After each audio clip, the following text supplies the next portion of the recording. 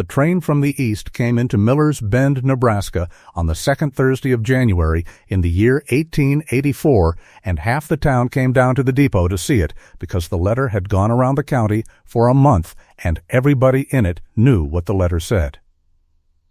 Amos Tillery, who kept the butcher shop on the corner of Front Street, had written away to a marriage agency in Chicago for a wife. He had written in October, he had paid the fare in November, and in December he had told 3 men in the Prine House dining room, with his hat pushed back and his coffee going cold, that he expected a sensible woman of good health who could keep a house and stand behind a counter and would not be forever wanting to go back east. Nobody in Millers Bend had ever seen a mail-order bride get off a train before. It was better than a circus, and it was free, and it was January, and there was nothing else to do. So they were all standing there on the planks in the cold, 30 or 40 of them, with their collars up and their breath hanging white over their heads, when the cars stopped and the steam went rolling along the platform and the woman came down the iron steps. She came down slowly, holding the rail with both hands, the way a person does when the steps are narrow and there is more of her than there is of the steps. She was a very large woman. There is no soft way to put that, and there is no need for one, because she never once put it softly herself. She stood a little over 5 feet and 6 inches, and she weighed 340 pounds, and she filled the doorway of that car so completely that for a moment the light behind her did not come through at all. She was broad through the shoulders and broad through the hips, with heavy arms and a full round face and a chin that doubled when she looked down to find the step. She wore a dark blue wool dress that had been let out twice and let out well, a gray wool scarf tied over her brown hair, and a man's canvas coat over the whole of it. Because a woman of her size cannot go into a store and buy a coat, she has to inherit one. In one hand she carried a battered leather case with a strap around the middle where the lock had given out. The other hand stayed on the rail. Somebody on the platform laughed. It was not a big laugh. It was the short bark a man gives when a thing surprises him and he wants everybody to know that he saw it first. But a laugh like that is a seed. It went down the platform in both directions, and by the time it reached the far end where the freight was stacked it, had grown into a general noise.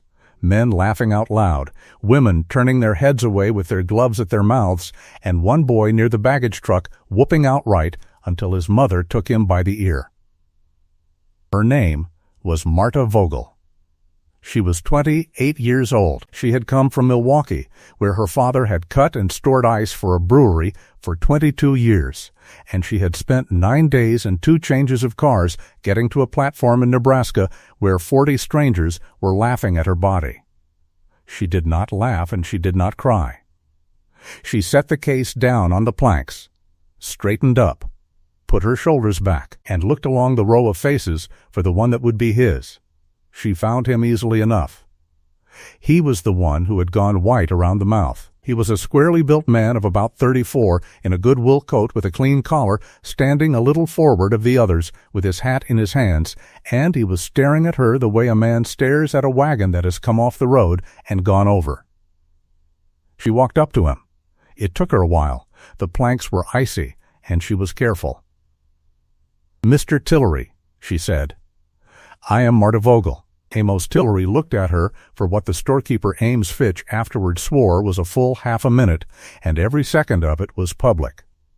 Then he said, loud enough for the men behind him to hear, because he wanted the men behind him to hear it, "There has been a mistake." "There has not," she said. "I wrote you 4 letters.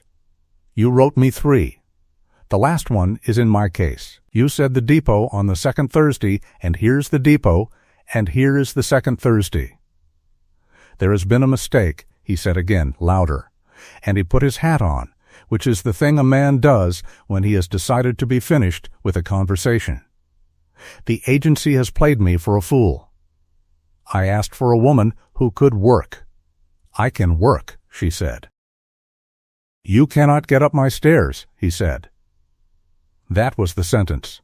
That was the one the town kept. Men repeated it in the livery barn that afternoon, and in both saloons that night, and at the Sunday dinner tables the following week, and every time they repeated it, somebody laughed. And by February a man could get a laugh anywhere in Miller's Bend simply by saying, "You cannot get up my stairs," in a certain flat voice. It became a thing you could say about a broken wagon or a lame horse or a badly built porch step. It went around that county for a year and a half, and it never once needed explaining. Amos Tillery turned and walked off the platform. He did not take her case. He did not offer her the fare back. He did not so much as tell her where the hotel was. He went across Front Street to his shop, and he pulled the shade down over his own front window in the middle of a Thursday afternoon, and the crowd on the platform stood there a moment longer in the cold, enjoying itself, waiting to see what the fat woman would do now. What she did was pick up her case. She stood there with the steam blowing past her and the laughter thinning out into that uncomfortable buzz a crowd makes when the show has ended badly, and she looked at them all. One long, steady look from one end of the platform to the other, and she said, in a voice that carried without being raised, "Is there a hotel?" Nobody answered for a moment. Then old Nan Bostwick, 71 years old, 4 feet and 11 inches tall, a widow who had buried a husband and 2 sons on the ridge above town, and who had exactly no patience left in her for anything, came out of the crowd and took hold of the strap end of the case. "There is a hotel, and it is dear," Nan said. "There is also my back room, which is warm, and my supper, which is on. Come on, before your ears go." They walked up Front Street together, the smallest woman in Miller's Bend and the largest, and behind them the crowd broke up and went and got warm and told the story. That is how Marta Vogel came to Kettle County, Nebraska, with $41, a leather case, a wedding dress folded flat in the bottom of it that she never once took out again, and the whole of her father's trade in her 2 hands, which not one single person in that town thought to ask her about for 4 months. Nan Bostwick's house stood at the north end of Front Street, where the town gave up and the prairie started. A low-frame house with a lean-to kitchen and a shed behind it that had held a cow until the cow died. The back room was 8 feet by 10, and it had a bed in it that Nan looked at doubtfully. "It will hold," Marta said. "I have broken beds. This one is oak, and it is pegged. It will hold." "You have broken beds," Nan said. "2," said Marta.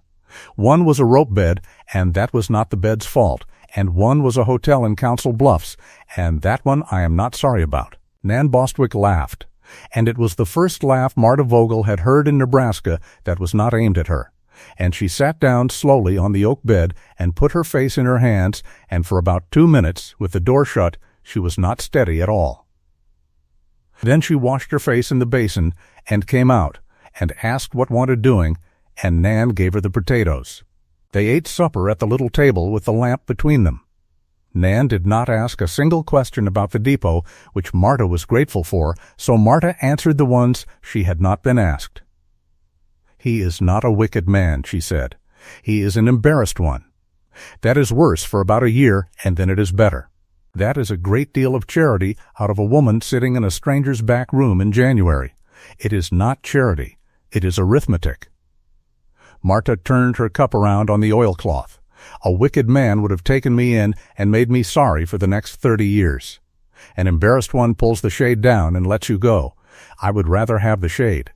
"And where are you going?" "That is the question," Marta agreed, and she looked at the black window where the prairie was, and she said, "How cold does that river get?" Nan blinked. "The Coldwater? It gets cold. It is named for it. How thick? Thick enough that they cut it. There is a company down at the Bend that cuts it every winter and sells it up and down the line and into the towns east of here." Marta Vogel set her cup down. "How thick," she said again, and this time there was something else in her voice, and Nan Bostwick, who had been reading people for 71 years, sat back a little and looked at her guest with an entirely new interest. "They talk of 16 inches in a good year," Nan said. "Del Rourke bosses it." He hires about 20 men for 6 weeks, and then they all go back to being no use at all until harvest. Why? Because, said Marta, my father cut ice for 22 years for the brewery on 6th Street in Milwaukee, and he was the foreman of it, and he had no sons that lived. And from the time I was 11 years old until the winter he died, I was out on that ice with him every day of the season with a tally board and a chalk in my mitten.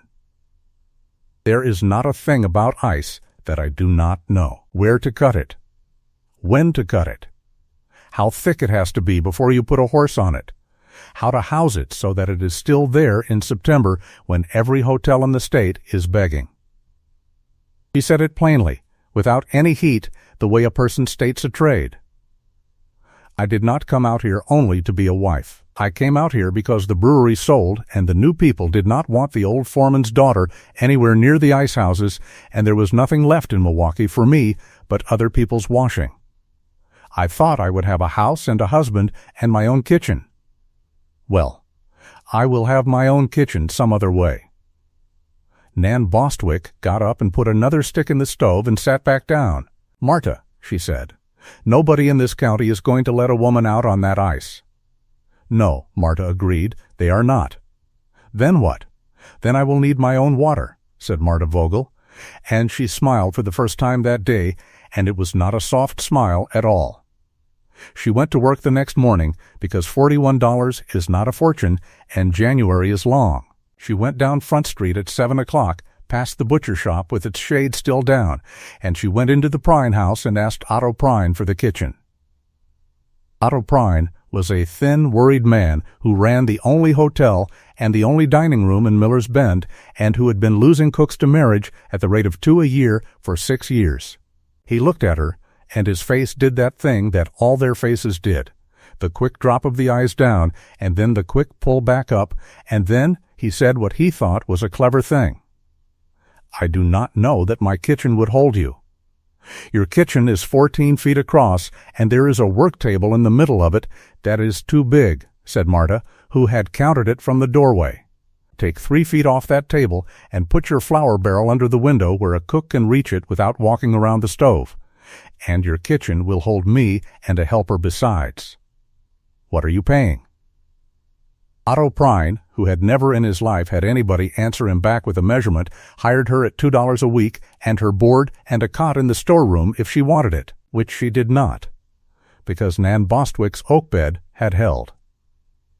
By the end of the first week, the dining room at the Prine house was full every noon. It was full because the drummers who came off the trains had heard about the fat woman that the butcher would not take, and they came to look at her.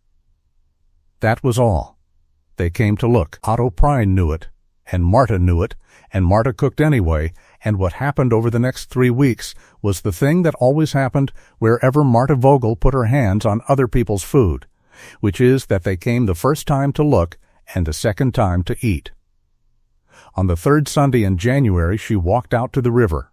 It was 2.5 miles from the north end of Front Street to the bend where the Coldwater River swung wide and slow around a gravel bar, and she walked it in a wind that came across the open prairie with nothing between it and her but grass. She wore the canvas coat and 2 pairs of stockings and Nan Bostwick's dead husband's boots, which were the only boots in the house that would go on her, and she carried a hickory stick that she used the way her father had used one, tapping ahead of herself on the snow. She heard the ice works before she saw it. There is a sound that a big cut makes, a long ringing scrape, and then the hollow knock of a cake coming free, and the shout that goes with it, and that sound had been the whole of her girlhood. She came up over the low bank, with her heart going hard, and there it was below her, the Coldwater Ice Company, 20 men and 4 horses on a sheet of blue-white ice as wide as a town square, and the black channel of open water where the cakes went floating down to the run, and the long wooden ramp climbing up the bank to the ice house and the ice house itself, a great barn-shaped thing of unpainted board sitting on the flat with its doors open like a mouth. She stood on the bank in the wind for a long time and looked at all of it, and every single thing she looked at was wrong. It was wrong in a way that only about 400 people in the whole of the United States would have been able to see, and she was one of them. The channel was cut crossways to the current instead of with it, so the men were fighting the water all day for nothing. The horse that pulled the marker was shod plain instead of sharp, and the driver was walking it in a curve because it kept slipping, which meant that half the cakes were coming off crooked and would not stack square. The men were taking ice off the shallow flat above the bar instead of off the deep hole below it, which is faster to cut and warmer to store, and full of the fine grit and weed that turns a cake soft in July. Worst of all, they had opened both doors of that ice house at once on a rising wind, and she could see the air going straight through the building, in the south door and out the north. Over the top of the ice they had already laid down. She went down the bank. The men saw her coming when she was still 100 yards off, because there was nothing to hide behind, and the word went along the ice ahead of her like water running downhill. By the time she got to the foot of the ramp there were 11 men standing at the edge of the cut with their tools in their hands, waiting for her, grinning, and one of them, a big red-faced man in a sheepskin coat with the boss's coil of rope over his shoulder, was standing out in front. That was Del Rourke. He was 42 years old, and he had bossed that cut for 9 winters, and he was a good enough man on most days of the year, which is a thing worth saying because it makes what he did next worse and not better. "Well," said Del Rourke, and the men behind him were already laughing. "Here it is." "Are you the foreman?" said Marta. "I am." "Then I would like work." That set them off properly. One of the young hands sat down on a cake of ice and put his hands over his face and laughed until he had to be pulled up. Del Rourke let it run for a while, because a foreman who lets his men laugh at somebody else is a foreman they will follow, and then he held up a hand and got quiet and looked at her with a great show of patience. "Mrs., Miss, then, do you see this ice?" "I see it." "That is 14 inches of it, and it is good and hard, and it will hold a horse and a marker and 2 men, and it does it all day." Del Rourke walked out 3 steps onto the sheet and stamped his boot on it, and the sound went off flat and heavy the way ice does when it is sound. But it will not hold you. There it was. He had thought about it all the way from the moment she came over the bank, and he brought it out and set it down in front of 11 men, and it was the best thing he had ever said in his life, and he knew it while he was saying it. "It will not hold you," he said again. To be certain, everybody had it. "I am the foreman of this cut, and I will not have a woman go through my ice and drown herself in front of my crew, and I am telling you plain, in front of witnesses, that you are too heavy for this river. It is not a thing against your character. It is a thing about your weight. Go home and cook, missus." They laughed for a long time after that. 2 of them had to lean on their saws. The ice crew swore she was too heavy for the river. They swore it out loud, in daylight, 11 grown men standing on a sheet of black ice, and they carried it into town with them that night. And it went into both saloons before the lamps were lit, and for a year and a half after that there was not a man in Kettle County who could look at the cold water and not think of it.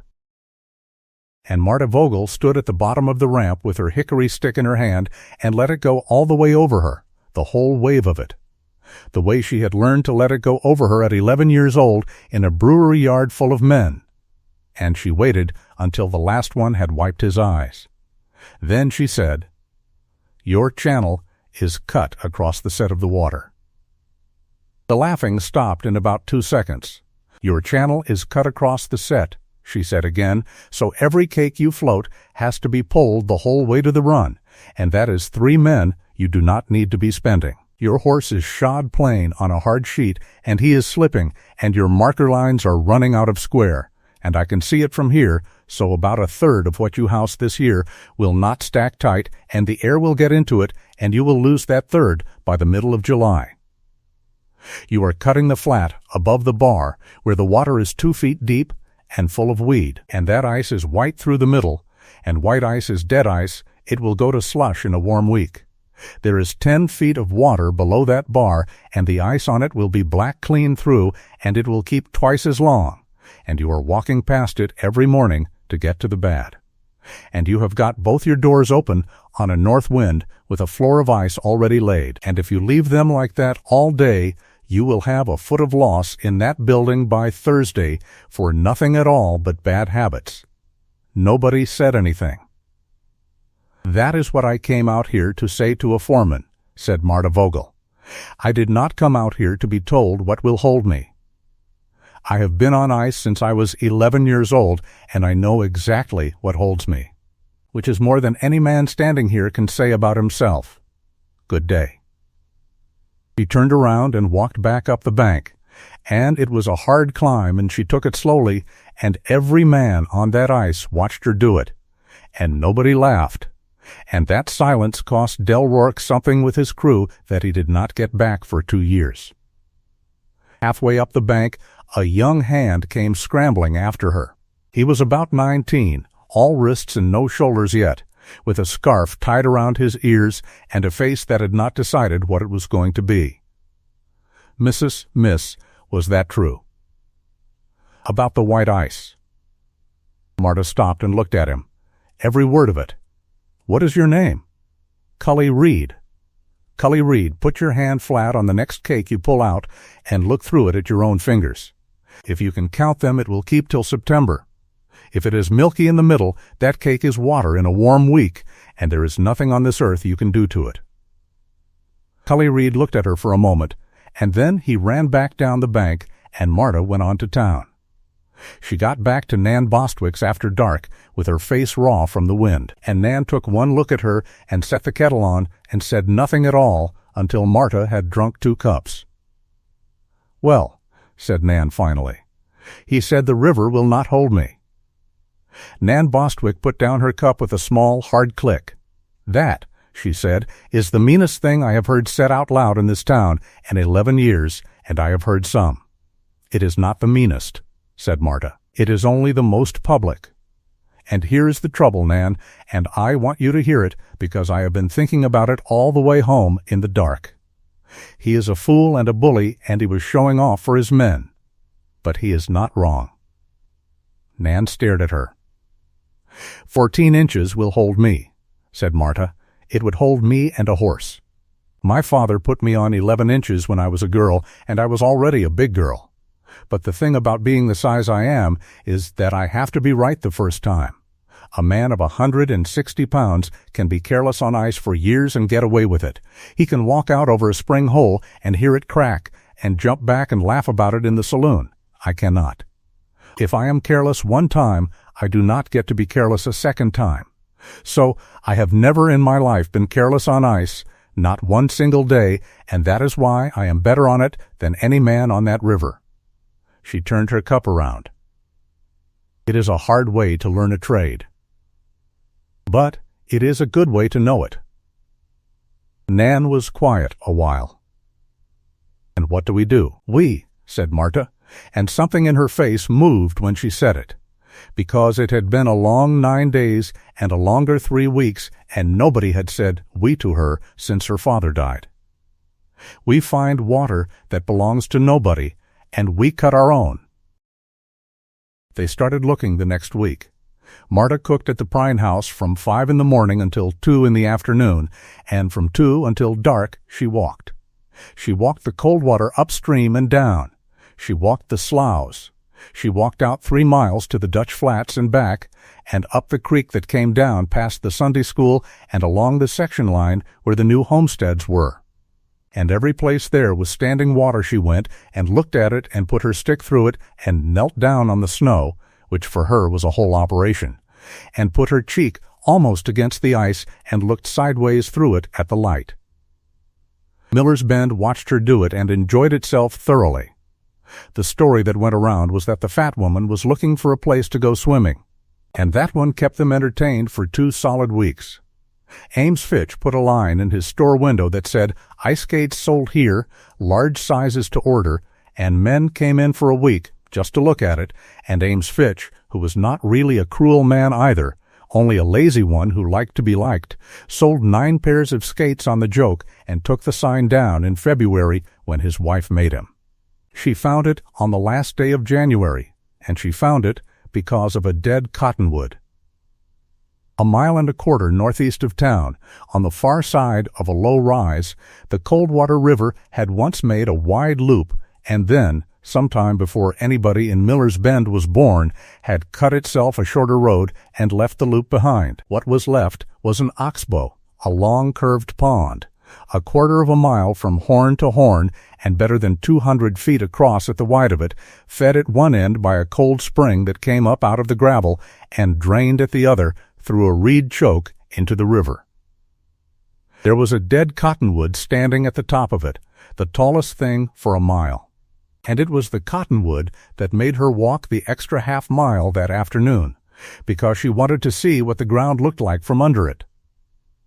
She came over the rise and stopped and stood in the wind and looked down at that pond, and she did not move for a full minute. It was still water. Still water is what an iceman wants and cannot usually get, because still water freezes clean and even, and it freezes down from the top without any current tearing at the underside of it. It was spring-fed, which meant it was cold water going in, and it would take ice early and hold it late. It was deep. She could tell that from the color of it and from the way the reeds stopped in a hard line about 30 feet out. It was out of the wind, sheltered by the rise on the north and the old cut bank on the west, so the snow would not drift on it and rot the top. And it was a mile and a quarter from town, on flat ground, with a swell of high, dry gravel bank on the south side that was the finest natural site for an ice house she had ever laid eyes on in her life, because it was above the water table and it faced away from the summer sun. She went down and she knelt on the snow and she chopped a hole with the hatchet she had started carrying, and she pulled out the plug and held it up against the last of the daylight. It was black. Not black in color, black the way icemen mean it, which is clear. So clear that you look through 11 inches of it and see the grain of your own thumbnail. There was not a bubble in it, and not a thread of white, and not a speck of weed. It was the best ice she had ever held in her hand, and she had held ice for a Milwaukee brewery that shipped to hotels in St. Louis. Marta Vogel knelt on the snow in Nebraska with a plug of ice in her fist and laughed out loud, alone, where nobody could hear it, for the first time since Milwaukee. Then she saw the ruin. Up on the gravel swell, half buried in the snow and the dead sunflower stalks, there was a foundation. Somebody had been here before. There were 2 rows of cottonwood posts still standing, gray and split, and a length of sill log, and the collapsed remains of a board wall lying flat in the weeds like a fallen fence, and behind it a great shallow rectangular hollow in the ground with cattails growing in the bottom of it. She walked all the way around it twice in the failing light. 50 feet by 30. Post and plank. Somebody had tried to build an ice house up here and had failed at it, and she could see 3 reasons why in the first 2 minutes, and a 4th one when she got down on her knees and dug the snow away from the low corner. She was back at Nan Bostwick's an hour after dark, and she came in the door with her eyes bright and her nose running, and she said, before her coat was off, "Who owns the oxbow northeast?" Nan Bostwick thought about it. That is the old Kessler place. Barlow's Creamery had it a while. They put a building up there about the year 79, I think, to make their own ice, and it went over in a wind and they never went back to it, and then the creamery got its ice off the company like everybody else. It has been the bank's for 4 or 5 years. Fitch has the paper on it. How much land? There is a quarter section there, but it is poor land. It is all gravel on that swell, and the rest is under water half the spring. Nobody has wanted it. Marta sat down. "Nan," she said, "how much money have you got?" "Enough to bury me and no more," Nan said. "Why? Because I have $38, and I am going to need more than that, and I am going to ask you for none of it, and I wanted to know before I ask you for something else." "Ask. I want the loan of your dead husband's ice saw, if he had one, and his boots, which I have already got. And I want you to come with me tomorrow to Ames Fitch, because I am a woman with no husband and no land and no name in this county. And if I walk into that bank alone, he will laugh at me and get up and open the door for me, and if I walk in with you, he will not. because you are 71 years old, and you have known him since he was in short pants, and you frighten him." "I do frighten him," Nine agreed with satisfaction. "He owes me for a cow." They went to see Ames Fitch on the 2nd of February. It went badly for the first 15 minutes, and then it went strangely, and afterward Ames Fitch could never quite explain to his wife how it had gone. It began with him leaning back in his chair with his thumbs in his vest and being funny. He was funny about swimming. He was funny about skates. He said, and he said it twice because he liked it, that the bank did not generally lend money on a hole full of water. And Marta Vogel let him finish, and then she took a folded paper out of her coat and put it on the desk and turned it around so that it faced him. It was a drawing. She had done it at Nan's table over 3 nights with a carpenter's pencil, and it was not a woman's pretty drawing. It was a working elevation and a floor plan and a section, with dimensions written on it in a neat square hand, and Ames Fitch, who had built 2 houses and a store, stopped leaning back in his chair. "That is an ice house," said Marta. 50 feet by 30, which is the foundation that is already standing up there and which I do not have to pay for. Double wall, with a foot of air between the walls, and the air packed solid with dry marsh hay. Floor of split cottonwood laid on a bed of gravel 18 inches deep, with a run of tile out the low corner to daylight so that the melt goes away instead of sitting in the bottom and eating my ice from underneath, which is the reason the last building failed. Roof high and the sides carried up 2 feet above the top of the stack because ice keeps ice and the last 2 feet is your sacrifice. 1 door on the north and a cupola on the ridge with a shutter in it, because the ice must have a little air over the top of it and no air at all through the sides of it. Your creamery's building had 2 doors, no drain, and a single board wall with nothing behind it but the weather, and it was built on the flat and not on the gravel, and it did not go over in a wind, Mr. Fitch. It went over because the bottom 18 inches of ice went to water, and the sills sat in that water for 2 summers and rotted, and then the wind only did what the water had already paid it to do. Ames Fitch looked at the drawing for a long time. "Where did you get this?" he said. "Out of my head. My father built 4 of them, and I helped him build the last 2, and I have the dimensions of all 4 of them in here." She tapped her temple with 2 fingers. "Now, what do you want for that quarter section?" He named a figure. It was a foolish figure, and they both knew it, and he came down from it fast, and they went back and forth for a quarter of an hour, and what Ames Fitch remembered afterward was that at no point in that quarter of an hour did the big woman on the other side of the desk ever raise her voice, or plead, or get flustered, or use one single word about her situation, which he had been braced for, and which he would have enjoyed being generous about. She talked about gravel and drainage and the price of pond ground, and she talked as though she were buying a mill, and in the end he sold her the quarter section, house ruin, oxbow, dead cottonwood and all, for $31, with $12 down and the rest against the 1st of October. She counted $12 out of a knotted handkerchief onto his desk. That left her $26 in the world. "Miss Vogel," said Ames Fitch, as she was getting up. He had gone a little red. "There is a thing I ought to say." "Then say it." "There is a sign in my window that I ought not to have put there." Marta Vogel picked up her drawing and folded it and put it back inside her coat. "Mr. Fitch," she said, "I am going to want lumber from you in about 3 weeks, and I am going to want a great deal of it, and I would rather you sold it to me cheap out of shame than not sell it to me at all. So keep the sign up as long as you like." And she went out, and Nan Bostwick, going after her, saw the storekeeper sit down slowly and rub his hand over his mouth. The sign came down that afternoon. Now here's the part that is not in the joke that the county told about her, and it is the part that mattered. Marta Vogel had bought a pond and a ruin, and she had $26. And she had no horse, no wagon, no saw worth the name, no lumber, no crew, no credit, and no time. Because the ice was already 14 inches thick, and the good cutting weather in Nebraska is done by the end of February and gone for certain by the middle of March. A man who had bought that ground in that condition would have said, sensibly, that he would spend this year getting ready and cut his first ice the following winter. She did not have a following winter. She had $26 and a room she was not paying for and a job at $2 a week.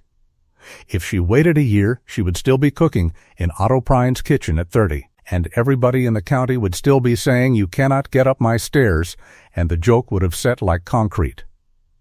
So she did the thing her father had always said was the only real difference between men who kept a trade and men who lost one, which is that she started before she was ready. She started with the money she did not have, which is to say she went out and sold something that did not exist yet. On the 3rd of February she put on the canvas coat, and she walked into Otto Prine's dining room at 4 in the afternoon, when the noon crowd was gone and the supper crowd had not come, and she sat down across from her own employer with a pencil and a piece of butcher paper. "Mr. Prine, what did the ice company charge you last summer?" Otto Prine, wary, said, 40 cents the hundredweight, delivered, and it went to 50 in August. "And what did you buy?" "I could not tell you exactly. 200 pound a week through the hot, more when there was a crowd off the cars." "Call it 4 tons across the summer," said Marta, writing at 40 and 50, that is $38. Near enough. "Here is what I will do. I will sell you 6 tons, delivered to that door twice a week from the 1st of June to the middle of September at 30 cents the hundredweight flat, no summer rise, and I want half of it paid now." Otto Prine laughed at her. He was not a mean man, and he did not mean much by it, but he laughed. "You have not got an ice house. I have got a pond that is 14 inches thick, and a foundation and a plan. And by the 15th of March I will have 300 tons in the ground, and if I have not, you will have lost $18, and you will have the pleasure of telling that story for the rest of your life. And knowing this town, I would say the story is worth $18 all by itself." Otto Prine stopped laughing about halfway through that sentence. He thought about it for 2 days, and then he paid her $18, and afterward he told people that he had done it as a joke, and that was a lie, and the reason it was a lie is that Otto Prine had eaten her cooking for 3 weeks, and had watched her run his kitchen, and he had come to the private conclusion, which he was not yet willing to say in a saloon, that the woman was the most competent human being who had ever walked into his hotel. She did the same thing to Sim Barlow at the creamery, who bought 4 tons and paid nothing down but signed a paper, and to Delia Crow, who ran the railroad-eating house out at the depot, who bought 3 tons and paid $9, and to the Dr. Ephraim Hale, who did not buy any ice at all, but who listened to the whole proposition with his chin in his hand, and then asked her one question. "Would you keep any back for the sick? How much do you want?" "In a bad August," said Dr. Hale, "with a fever going through the section houses, I would want all of it, and I would not be able to pay you for a nickel of it." Marta Vogel looked at him. "Then that is what you shall have," she said, "and we will not write that one down." She came out of the doctor's office with $53 in the knotted handkerchief and a stack of papers, and she walked straight down to Ames Fitch and bought lumber. The building went up in 11 days in February, and how it went up is a thing that people in Kettle County argued about for years afterward, because everybody who was there remembered it differently, and nobody who was not there believed any of it. She hired Cully Reed first. She hired him on the ice, walking down to the company cut on a Sunday when Rourke was not there, and she said, "Cully Reed, did you look through the cake?" "I looked," said Cully. His ears went red. It was milky. About half of it was milky. "Did you tell him?" "I told him. He said I was a boy and to mind my saw." "I will pay you $1.25 a day and your dinner," said Marta, "which is a quarter more than Rourke pays you, and I will pay it whether the day is good or bad, and in return you will do exactly what I say, and you will not once in the whole of it tell me that a thing cannot be done. If you tell me a thing cannot be done, I will not argue with you. I will simply pay you off at the end of that day and hire somebody else. Do you want it?" Cully Reed was an orphan of 19, who had been sleeping in the livery loft since he was 15, and who had been laughed at in his own turn more times than he could count for being small. And he had spent 2 weeks thinking about a woman standing at the bottom of a ramp, reciting a foreman's mistakes back to him one at a time in front of his whole crew. "Yes, missus," he said. She hired old Pete Allman next, who was 66 and stiff and could no longer swing a scythe all day, but who had a team of heavy horses and a bobsled and a mortal grudge against Del Rourke going back to a business about a fence, and who came for $1 a day and the pleasure of it. She hired the 2 Halvorson brothers, who had a homestead 6 miles out that was not going to feed them until July, and who did not care in the slightest what anybody in Miller's Bend thought about anything. That was her crew, an old man, a boy, 2 Norwegians who spoke to nobody, and a woman of 340 pounds in her dead landlady's husband's boots. They laid the floor first. Marta had the Halvorsons haul gravel from the bar in the river all the week of the 4th, load after load, until they had a bed 18 inches deep across the whole 50 feet by 30 and leveled it with a plank and a string. She dug the drain herself, on her knees, a trench running out of the low corner and down the slope to daylight 40 feet away. And she lined it with flat stones and a length of clay tile bought second-hand out of Fitch's back lot, and she checked the fall of it with a bottle of water 3 separate times, because a drain that does not run is worse than no drain at all. Then the walls. This was the part that made men come out from town on a Sunday to look. She built 2 walls. She built an inner wall of rough plank standing on the old cottonwood posts, and then 12 inches outside of it, she built a second wall, and she carried both of them up 16 feet, and between the 2 walls she left an airspace, and into that airspace she and Cully Reed packed dry marsh hay from the reed choke at the bottom of the oxbow, cut and hauled and stuffed down with a pole. Layer after layer, all the way around the building, until there was a foot of dead, dry, air-filled hay standing between the summer and her ice. Men came out and stood by the dead cottonwood with their hands in their pockets and asked her, in the tone men use, whether she knew that a wall generally has one side to it. "Put your hand on a stove lid," Marta told one of them, without stopping work. "Now put a wool mitten on and put your hand on the same lid. It is the same lid and it is the same hand, and the whole difference is a 1/4 inch of air with wool holding it still. That is all a wall like this is. Heat cannot cross still air. It has to go around, and I have not left it a way around." "You are building a mitten," said the man. "I am building a mitten," she agreed. 50 feet by 30. "Go home." The roof went on the 16th. It was steep and it was high enough that the ridge stood 8 feet above where the top of the stack would come. And she cut a cupola into the ridge and shuttered it, and she put 1 door in the north wall and no other opening anywhere in the whole building, and when Cully asked her, reasonably, how they would ever get 300 tons in through 1 door, she showed him the ramp. The ramp was the thing that finished the argument in town about whether the fat woman knew what she was doing, though it did not finish it in the way she would have chosen. She built it from the edge of the oxbow up the gravel swell to the door, 110 feet of it. 2 heavy stringers with cross cleats and a plank floor and a low rail down each side, and she built it on a rise of 1 foot and 9, and up the middle of it she laid a pair of smooth planed runners, and at the top of it she set a horse capstan. That is to say, she set a drum on a post with 2 long arms on it, and Pete Allman's near horse walked in a circle around that post, and the rope came off the drum and down the ramp, and a cake of ice weighing 300 pounds came up out of the water and up that 110 feet and in through the door, with 1 old man leading 1 horse in a slow circle and 1 girl boy of 19 at the top with a pair of tongs. Del Rourke's crew of 20 men carried their cakes up a bank on their shoulders. Sometime around the 20th of February, the men in the Prine House stopped saying that she did not know what she was doing and started saying something else instead, which was that she was going to work herself to death, or that she would never get the ice cut, or that a thing built by 4 people and a woman would not stand a Nebraska summer. The joke changed shape, but it did not go away. Jokes do not go away because a woman builds a good wall. They go away for one reason only, and that reason was still 6 months off, sitting up in the northern lakes and in the sky, and nobody in Kettle County knew it was coming, least of all her.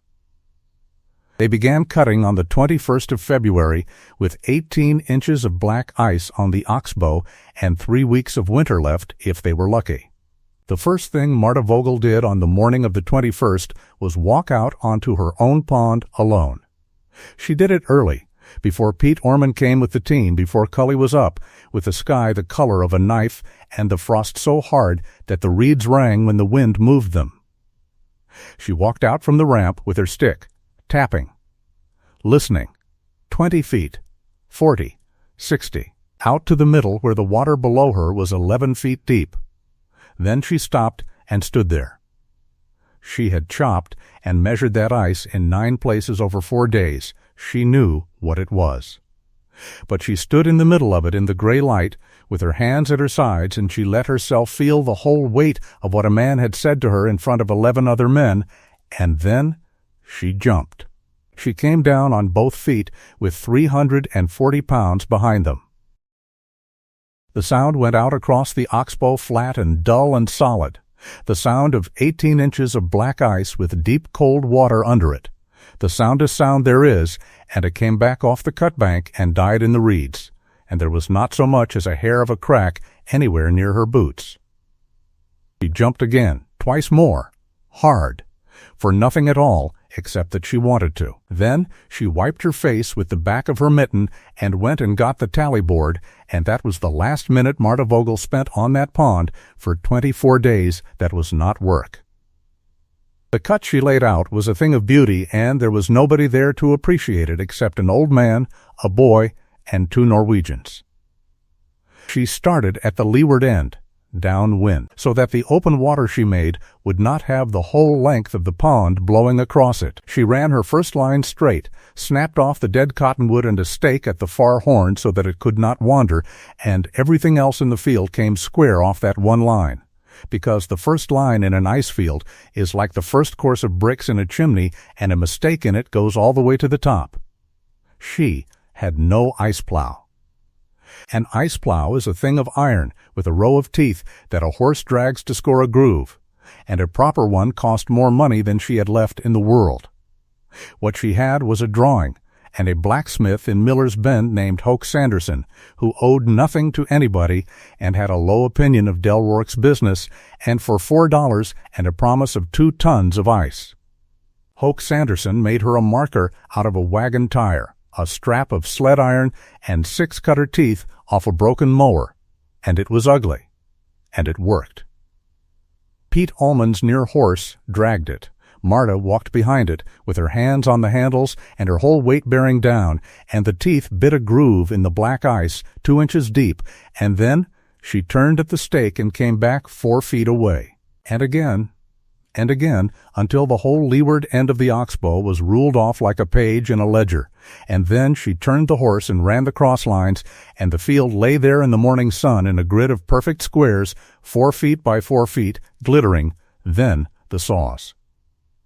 An ice saw is 6 feet of steel, with teeth like a shark, and a wooden handle standing straight up out of the top of it, and you do not push it, you drop it, and let the weight of the blade do the work, and if you fight it, you will be finished by 10 in the morning. Marta put the Halvorsen brothers on saws and Cully on the poles and Pete on the horse, and she went from one end of the field to the other all day long, cutting and checking and marking. And by noon of the first day, they had a raft of 200 cakes floating loose in the channel and had lost exactly 1 cake to a bad cut, and Marta Vogel took the blame for that one out loud in front of the crew, because it was her line. They floated the cakes down a channel that she had cut with the set of what little current the Oxbow had, and not across it. And the channel came to the foot of the ramp where Cully waited with the tongs, and every cake came up out of the water and up the runners and in at the door on the horse capstan. And inside the building, Marta Vogel laid the first course herself, on her knees on the gravel and the cottonwood floor, working from the far corner back. She laid them tight. That is the whole of the second half of the trade, and no one in Kettle County had ever seen it done right. A cake set down anywhere near another cake will leave a gap, and every gap is a road for air, and air is the enemy, not heat. So she chipped and shaved and knocked each cake against its neighbor until you could not have got a knife blade between them. And where a cake was crooked she trimmed it, or she threw it out, and where the wall met the stack she filled the space with broken chips rammed down with a bar until the whole floor of that building was one solid welded sheet of ice 50 feet by 30, and then she started the second course on top of it with the joints crossed like a bricklayer, and then the third. They worked 19 days.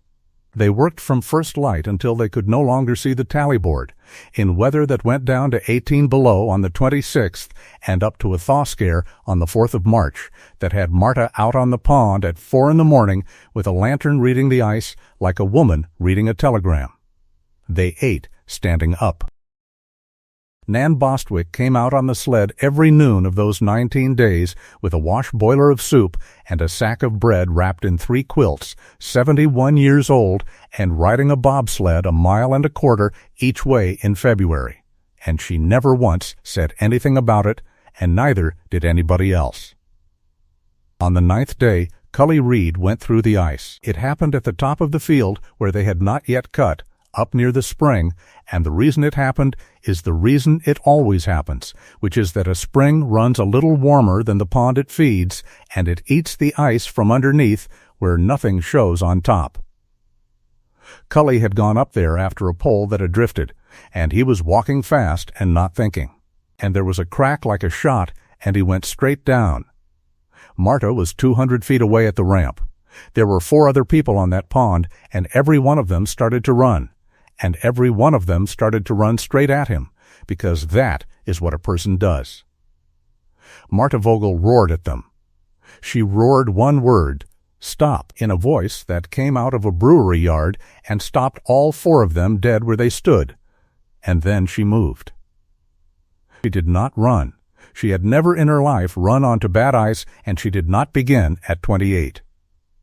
She took the long plank off the rail of the ramp, which was 14 feet of 2-inch board, and she took the coil of rope off the capstan post, and she walked out over her own good ice at a steady pace to within 20 feet of the hole, and then she got down on her belly on the ice, 340 pounds of her, flat. And she pushed the plank out ahead of her and crawled out along it on her elbows, spreading her weight over 14 feet of board, and she got the end of that rope into Cully Reed's hands about 40 seconds after. He went in. She did not pull him. She could not have pulled him from that position, and she knew it. She lay flat on the plank, with a rope around her own 2 wrists and her boots braced, and she said, in an ordinary voice, "Kick, kick like you were climbing a bank. Do not try to pull yourself up on the edge, you will break it off. Kick and let the rope hold you and come up on your belly." And Cully Reed kicked and came up on his belly onto the ice like a seal, and she rolled sideways off the plank and put her arm around him and got him onto the sound sheet, and then the others got there and the whole thing was over. He was shaking so hard he could not stand. Marta got his coat off him on the spot and put her own canvas coat around him and had the Halvorsons walk him back and forth to the ramp and then run him into town on the sled to Nan's stove, and she stood in her dress in 11 degrees for 10 minutes finishing her instructions. And then she went and got the hatchet and went up and chopped a wide hole all around the spring and set 4 stakes and strung a rope on them, and after that she went back to work. That night Cully Reed sat wrapped in 3 quilts at Nan Bostwick's table with his hands around a cup, and said, to nobody in particular, she lay down on it. "She what?" said Nan. "Everybody says the ice will not hold her." And she come out on it flat on her front with a plank, and she never even hurried. He looked up. His eyes were red. She was the only one of us out there who knew what to do. And she was the biggest one of us by 3 of me, and she was the one that went out on the bad end. The story got to town by the next evening, and it went around, and here is what happened to it, and this is the part that tells you what a joke is. It did not stop the joke. It made the joke bigger, because now, when a man in the saloon said, "You cannot get up my stairs," another man could say, "No, but she can lie down on your pond," and the whole room would go up. The story of a woman crawling out flat on her belly on the ice got told 40 times that spring in Kettle County, and it got told with the crawling in it and the plank left out. Del Rourke told it himself, with actions. Marta Vogel heard about it within a week, from Cully, who was crying with rage when he told her. She listened to the whole thing, and then she went on laying cake, and after a while she said, "Cully, what is the tally?"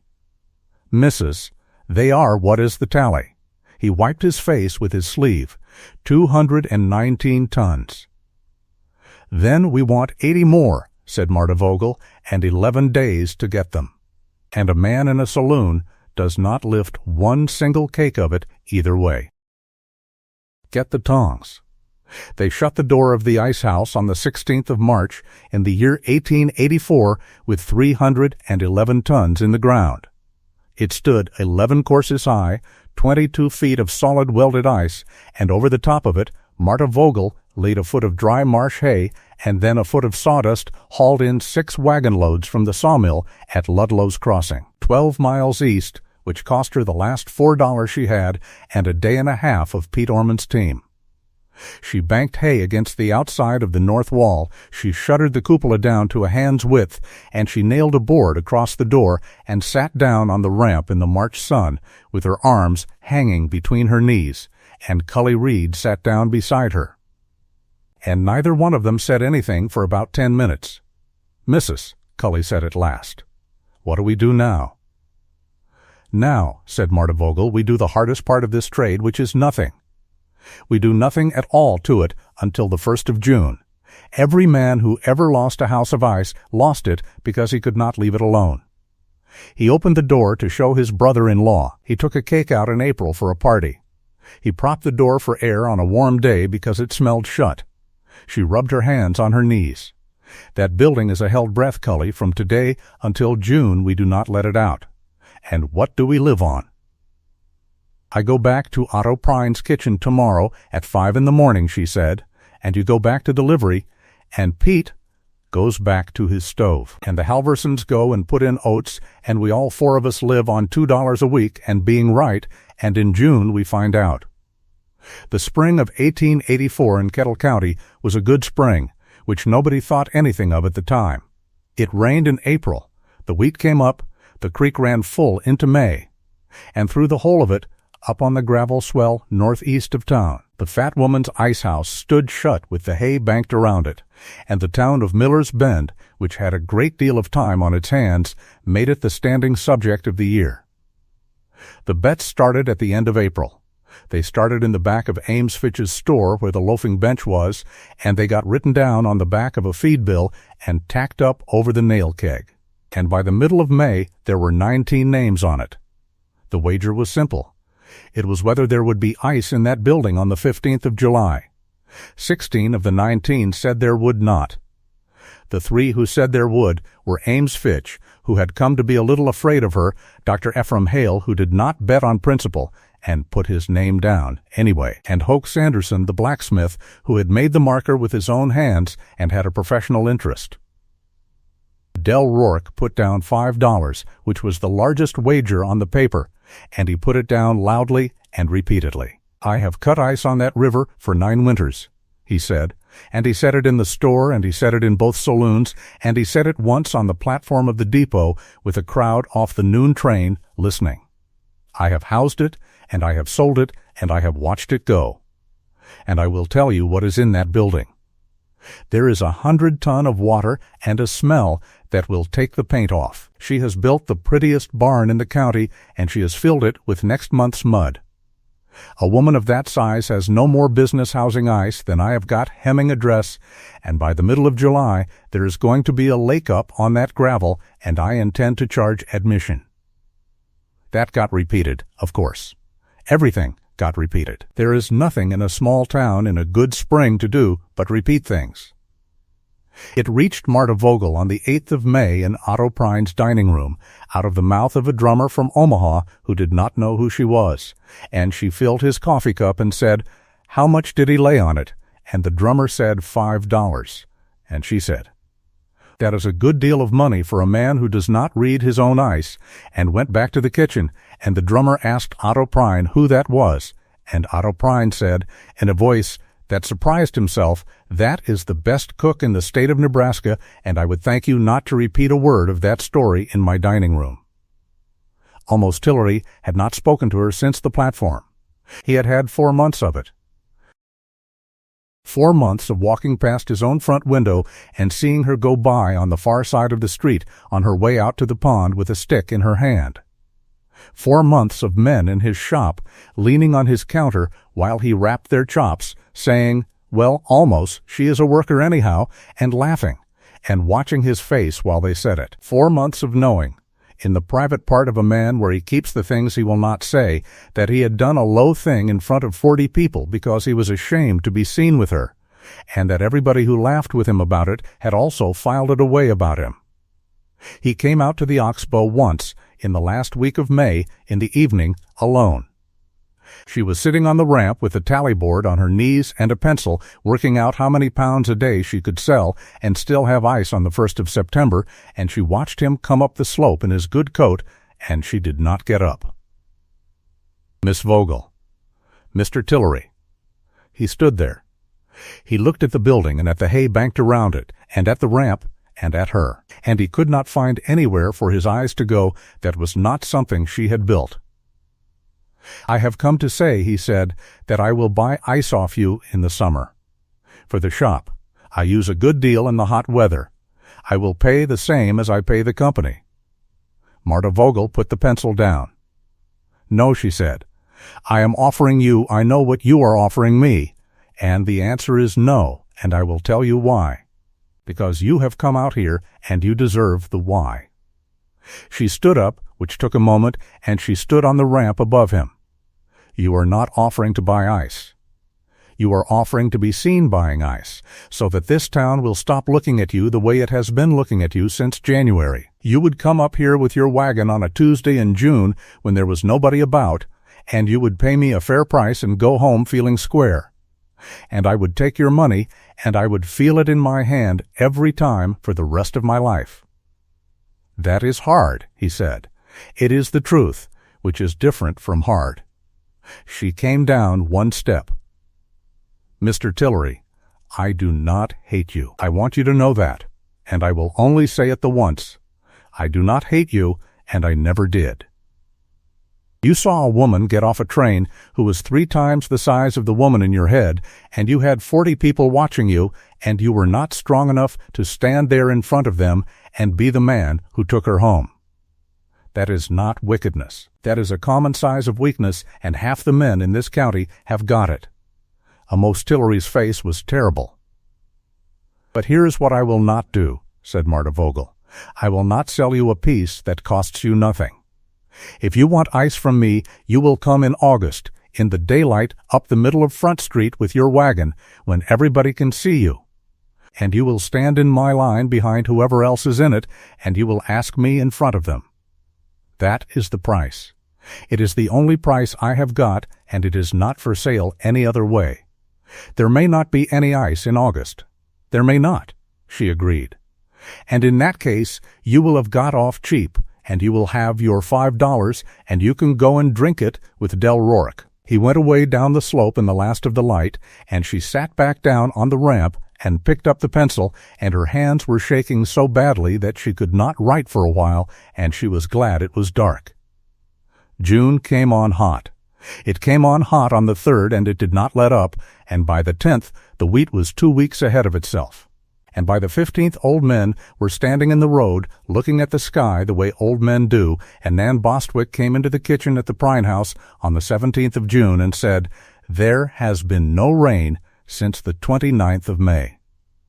"I know it," said Marta. "You know it." "How? Because I have got 300 tons of money in a building on a hill," said Marta Vogel. "And I have been reading that sky every morning since the 4th like a woman reading a will. On the 1st of June she opened the door. She opened it at 4:30 in the morning, alone except for Cully Reed, because she had learned from her father that you open an ice house for the first time in the coldest hour of the day, and you do it fast, and you shut it again behind you. She pried the board off. She turned the wooden latch. And she stood there, with the lantern held up, and looked into the dark of her own building, and the cold came out over her boots and rolled down the ramp into the June morning like water going downhill. The sawdust was dry.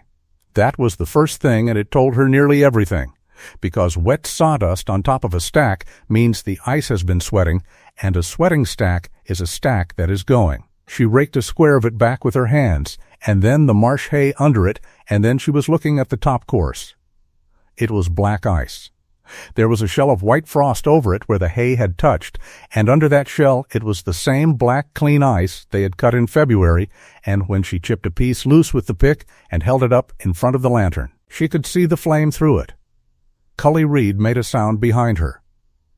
"Take your hat off," said Marta Vogel, not unkindly, "and put your hand on that." He put his hand flat on it. He was 19 years old, and he had spent 2 winters on Del Rourke's crew, and he had never once in his life seen June ice. "How much have we lost?" he said, when he could. "Off the top, a hand's depth in the whole 11 courses. Call it 9 tons out of 311. She was already figuring on the tally board. "Which is the best housing I have ever seen, and I include my father's, and the reason is that spring water and this gravel and a foot of hay in a wall. Now shut that door. Do not stand there loving it. Every minute this door is open in June costs a customer in September." The first delivery went down Front Street at 6 o'clock in the morning on the 2nd of June on Pete Ullman's wagon under 2 horse blankets and a tarpaulin. 300 pounds for the Prine House, and 200 for the creamery, and 150 for Delia Crow at the Depot Eating House. And every cake of it was clear as window glass, and by 7 o'clock in the morning there were 14 people standing in the street outside Otto Prine's back door looking at it. Otto Prine cut a cake in half with a hand saw on the sidewalk so that people could see through it. He did it for the same reason a man rings a bell. That was the day the county stopped being certain, and it was not the day the county stopped laughing, and it is worth being exact about the difference, because the difference is the whole of what happened that summer.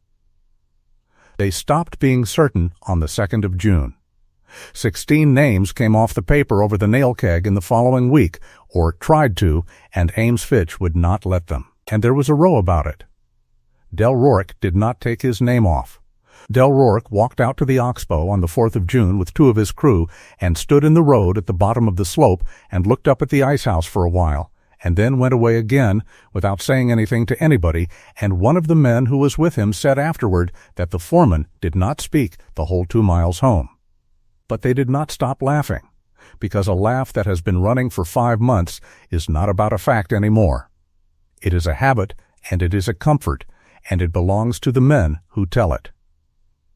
So through the whole of June, while Marta Vogel's clear ice went down Front Street twice a week under a tarpaulin, the men on the loafing bench found new ways to say the old thing. They said it must be cold in there on account of the company she kept. They said she had not so much housed the ice as sat on it. They said, and this one they liked best, that the reason her ice house held was that she had walked around the inside of it once and packed the floor. Marta Vogel heard all of it, because Nan Bostwick heard all of it, and Nan Bostwick did not believe in protecting people from what was being said about them. "You want to hear it," Marta said. "I would rather know the shape of the thing than guess at it." "They are not going to stop," said Nan. "I have lived here 30 years. They are not going to stop because you are good at something. There is not one of them that has ever stopped because somebody was good at something." "They will stop," said Marta. "What makes you so sure?" "Because a joke costs nothing," said Marta Vogel, "and that is the whole reason a town can afford to tell one for 5 months. The day it costs them something, they will drop it in the road like a hot skillet, and they will not even remember picking it up." She was mending a strap on the tarpaulin with an awl, and she did not look up. Nan. I have been on the other end of a laugh since I was 9 years old. I have watched a room full of men go quiet in 1 second when one of them wanted a thing from me. I am not waiting for these people to become kind. I am waiting for August. Del Rourke cut his price on the 23rd of June. He cut it from 40 cents the hundredweight to 22, which was under what it cost him to cut and house and haul, and he did not make any secret of what he was doing, because the point of it was not secret. He went to Sim Barlow at the creamery, and to Otto Prine, and to Delia Crow, and to the 2 saloons, and to Amos Tillery's butcher shop, and he offered 22 cents delivered, all summer, guaranteed, and he said to each of them some version of the same sentence, buy from a company that will be here next year. It worked on some of them. Sim Barlow at the creamery, who had signed a paper for 4 tons and paid nothing down, took the company's price and sent word to the Oxbow that he would not be needing her ice after all, and he did not come and say it himself. The saloons went to Rourke, both of them. Delia Crow stayed, because Delia Crow had been a widow with a business in a railroad town for 11 years and could smell a squeeze play at 100 yards.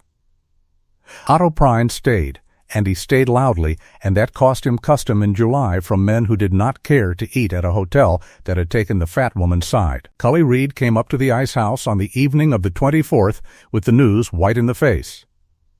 Mrs., he has cut to 22. He cannot make it at 22. He is doing it to break you. I know exactly what he is doing, said Marta. Then what do? Do we go to 20? We do not. Mrs., he will take every customer, Cully. She sat him down on the ramp. Listen to me now, because this is the part of a trade that nobody teaches a boy, and it is worth more than the saws. A man cuts his price under his cost for one reason, which is that he cannot beat you on the goods. He is not selling ice at 22 cents. He is selling the next 8 weeks. He is betting that I have got no money behind me, and that if he takes my custom in July, I will have to open my house and dump my whole stack cheap or watch it melt. And then he has me and the pond both, and in September he goes back to 40 cents, and this county pays him for it for the next 20 years. She held up one finger. So we will do the only thing that beats it. We hold our price at 30. We do not undersell him by a nickel, and we do not go up by a nickel. And we sell less ice in July than we could, and we take that. And we keep our stack. But if nobody buys then, nobody buys, and I have 300 tons in the ground in the hottest summer this county has had in 11 years, and he has got a building full of white ice cut off a 2-foot flat. Marta Vogel looked out over the Oxbow, which by the end of June had dropped 9 inches and was showing a rim of dried mud all the way round it. Cully, do you know what he housed this year? About what he always does. 600 ton, they said, off the shallow above the bar. Off the shallow. It is easier walking. How thick was it when he cut? Cully thought.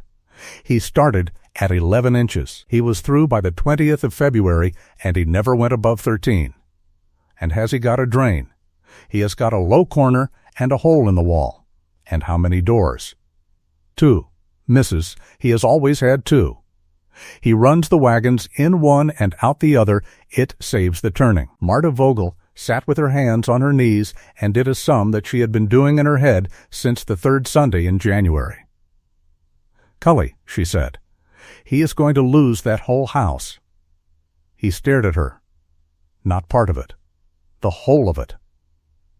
White ice cut thin off a weedy flat, stacked loose, because his lines ran out of square, sitting in its own melt on a dirt floor with no fall to it, in a single board building with a through draft, in a summer with no rain in it. She said it without any pleasure at all, and that was the thing Cully Reed remembered about it afterward, that there was not 1 ounce of gladness in her voice. It will go from the bottom. That is the way it always goes, and it is why nobody sees it coming, because the top course looks fine right up until the day the whole stack settles. He will open that door some morning in the middle of July, and there will be a lake in it. And then what? Marta Vogel stood up and went to shut the ice house door for the night. And then, she said, This county is going to find out what it costs to laugh.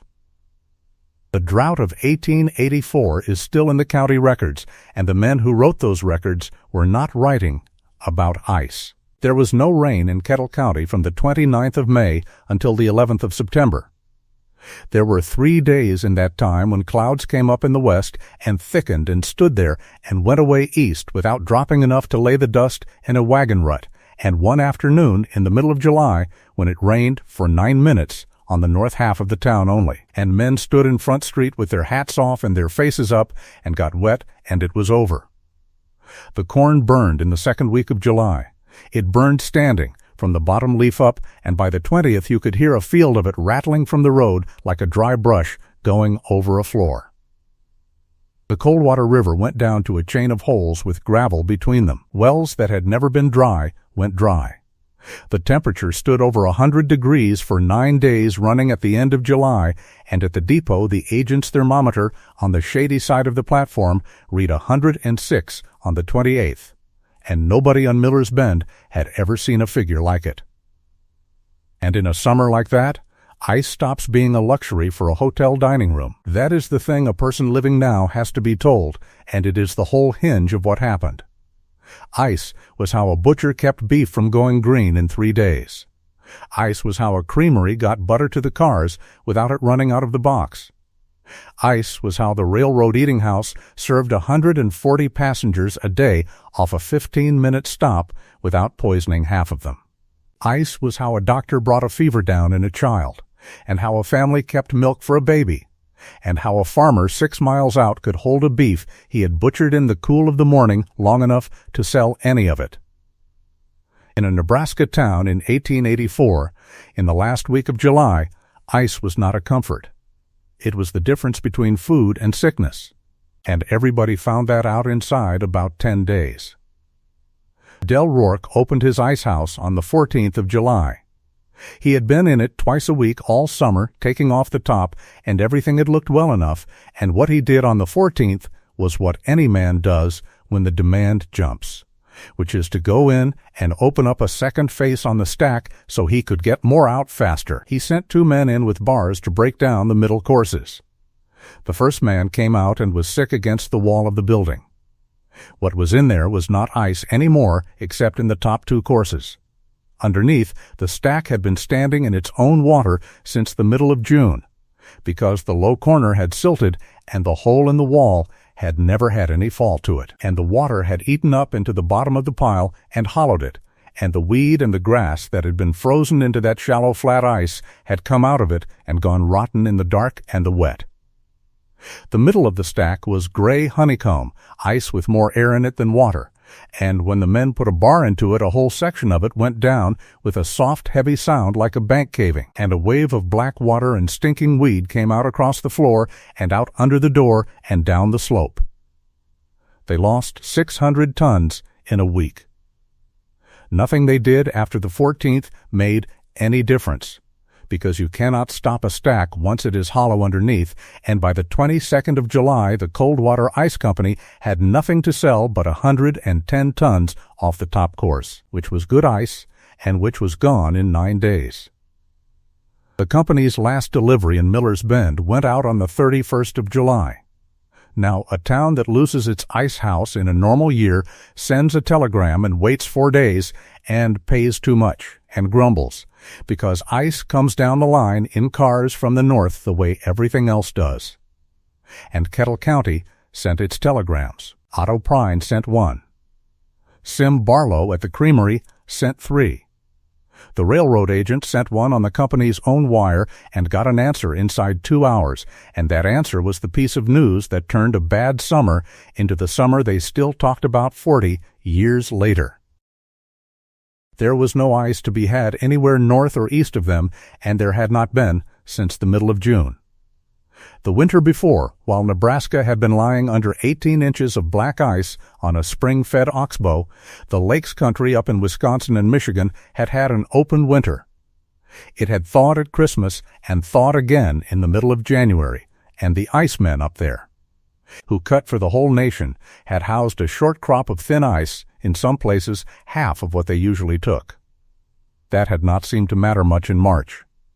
Then the summer came in hot from the Ohio Valley all the way to the Rockies, and every packing house in Chicago, and every brewery in Milwaukee, and every hotel in St. Louis went into the Northern Supply at once. And by the middle of June, the Northern Supply was spoken for by men with contracts and money, and by the middle of July there was not a car of ice to be bought at any price by a creamery in a Nebraska county that nobody east of Omaha had ever heard of.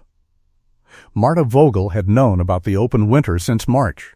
She had known about it because she still wrote every month to a woman in Milwaukee named Hedwig Braun, who had worked in the brewery bottling room with her mother. And Hedwig Braun's letter in March had said, among the deaths and the marriages, that the brewery had housed only 9,000 tons that year instead of 20, and that the men were saying there would be trouble by summer. She had read that sentence standing in Nan Bostwick's kitchen with her coat still on, and she had put the letter down on the table and had stood there for a full minute with her hand flat on it. "What is it?" Nan had said. "Is it a death?" "No," said Marta Vogel. "It is not a death." She had not told one soul in Kettle County. Not Cully, not Otto Prine, not Ames Fitch. She had gone on cooking at $2 a week and holding her price at 30 cents while a man undersold her at 22, and she had let the whole town go on saying she had a barn full of next month's mud, and she had never once said the thing that would have made them listen, which was that she knew something they did not. Years afterward, Nan Bostwick asked her why, and Marta Vogel said, because if I had told them in April, they would not have believed me, and if I had told them in June, they would have said I was talking my own price up, and either way, they would have remembered me as a woman who talked. I would rather be remembered as a woman who had it. On the 1st of August, a man came up the slope to the ice house at 7 o'clock in the morning. It was Sim Barlow of the creamery, who had signed a paper for 4 tons in February and had sent word in June that he would not be needing her ice after all, and had not come himself to say so. He came now on foot because his horse was down with the heat, and he was a heavy man himself, and he was gray by the time he got to the top of the ramp, and Marta Vogel was standing in the doorway of her ice house with a pick in her hand. "Miss Vogel." "Mr. Barlow." He took his hat off.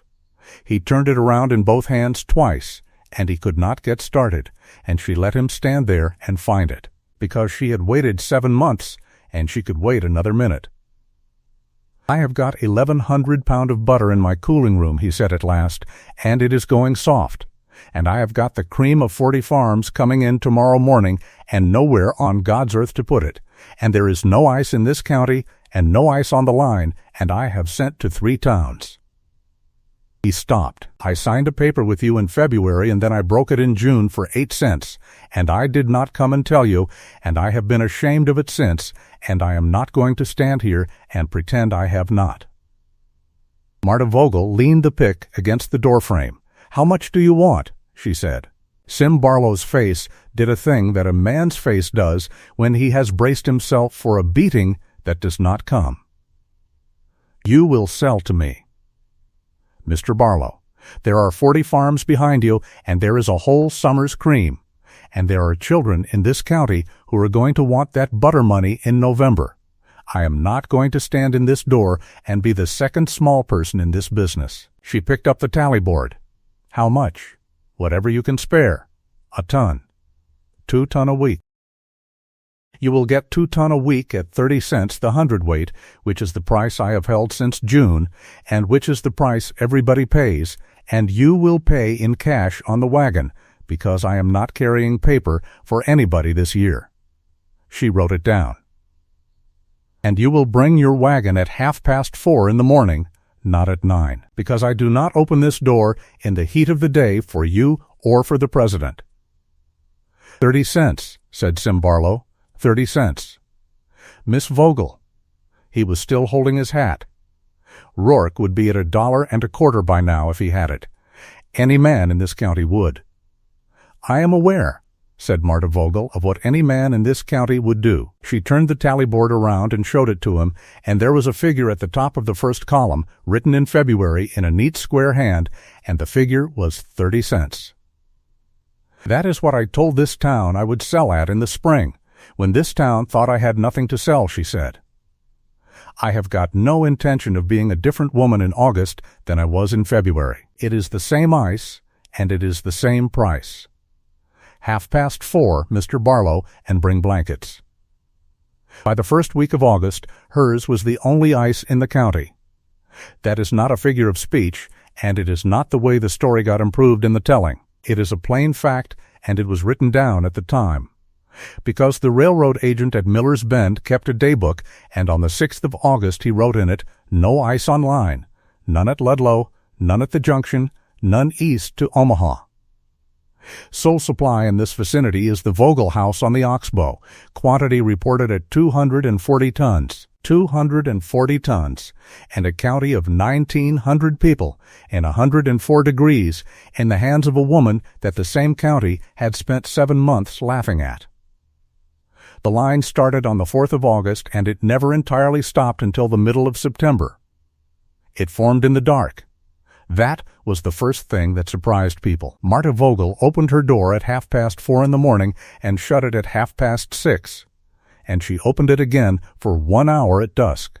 And that was all, and no argument on earth moved her by a minute. So the wagons began coming out the north road at 3 in the morning, in the dark, up the 1.25 miles from town, and out from the section roads, and in from homesteads 8 and 10 miles away, and by 4 o'clock there would be 11 or 14 or 20 wagons standing in the road below the gravel swell with their horses' heads down and their lanterns hung on the tailboards, and the men on the seats not saying much, waiting for the door of the fat woman's ice house to open. She sold to them in the order they came. There was no other order, and there was never any other order, and on the second morning she had to make that plain to a man named Vernon Pyle, who had 800 acres and a great deal of self-regard, and who drove his team up past 9 waiting wagons to the foot of the ramp. Marta Vogel came down the ramp and took his lead horse by the cheek strap and walked the whole team backward down the slope herself while the 9 wagons watched, and she said, loudly enough for the 9, "The end of the line is behind Mrs. Ketchum's cart, Mr. Pyle.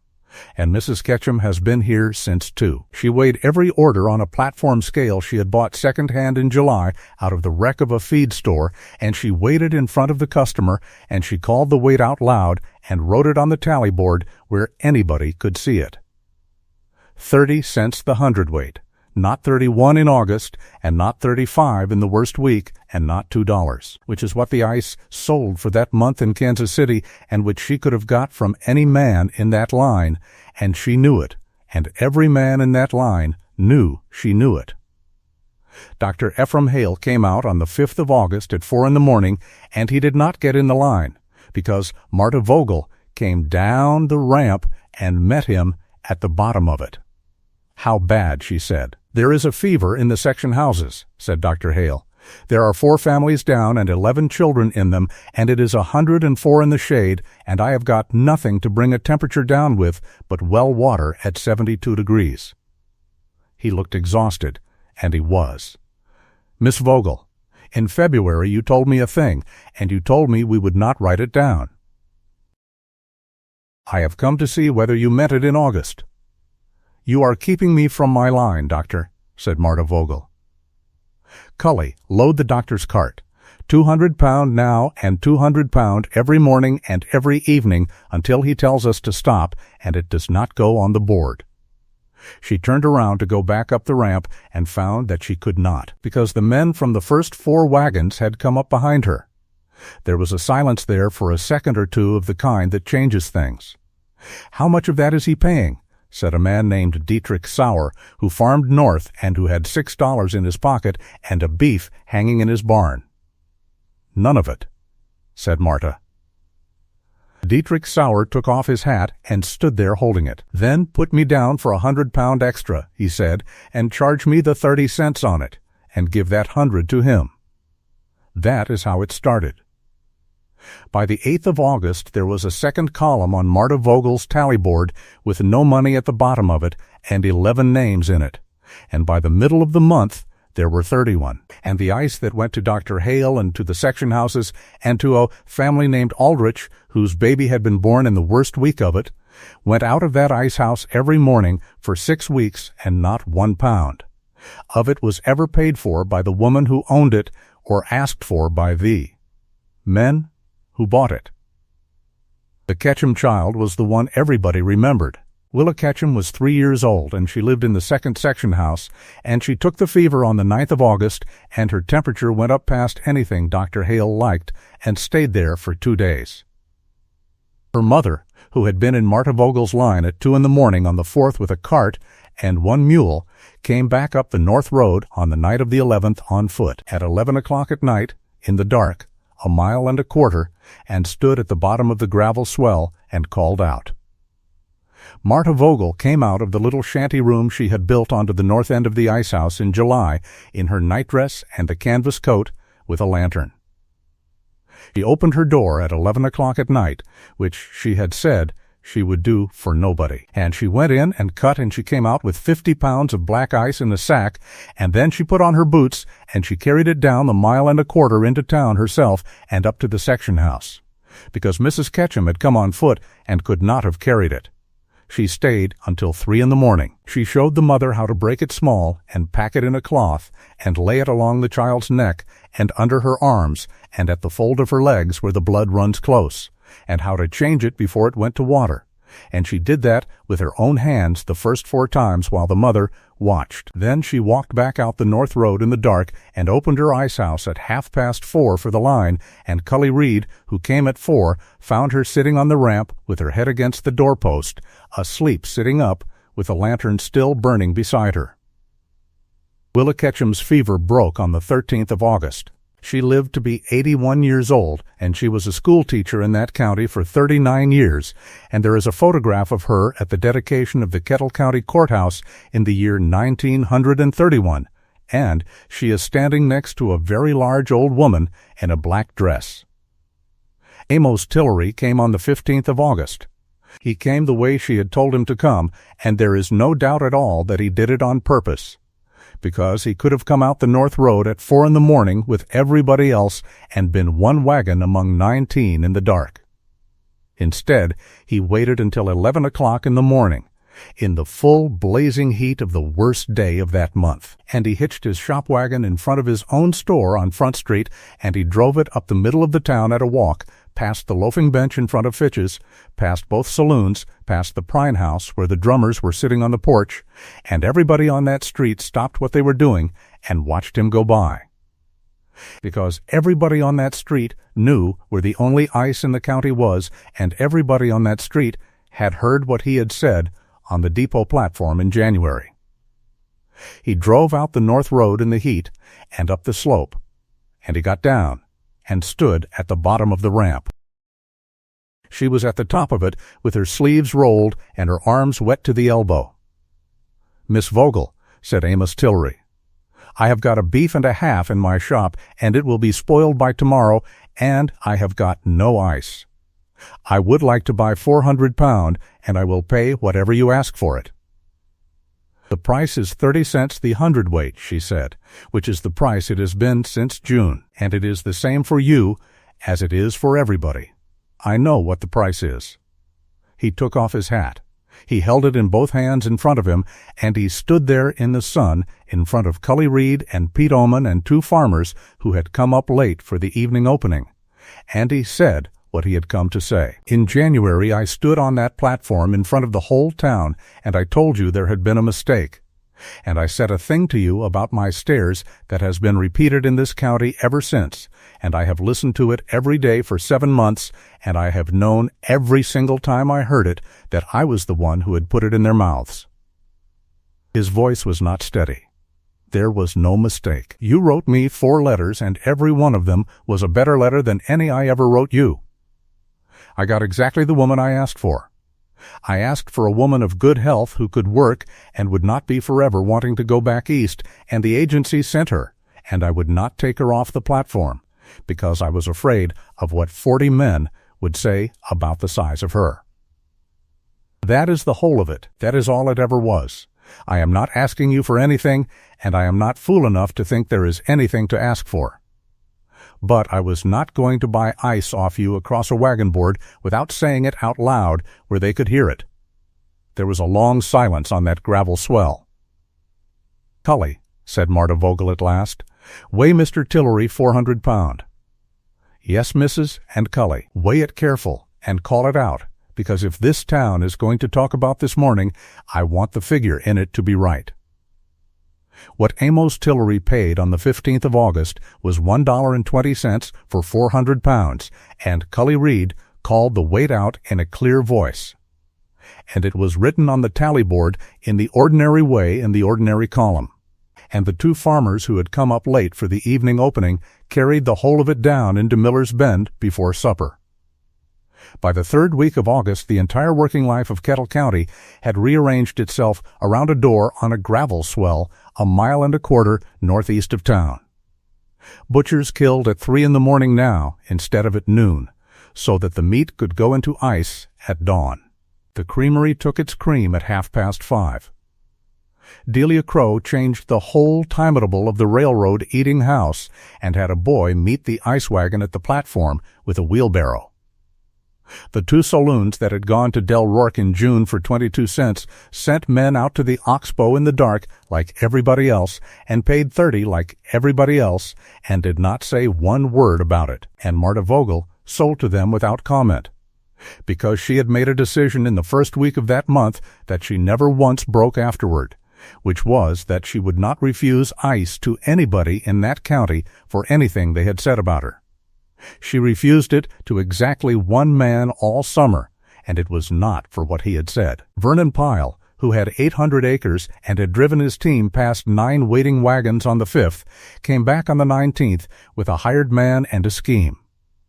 He wanted 8 tons at once. He proposed to take it into town and hold it in a cellar and sell it on at his own price to the section houses and the small places out on the flats who could not spare a morning to drive out and stand in a line, and he explained this to her as a service he would be performing, and he was a big enough man in that county to expect the thing to be arranged in about 4 minutes.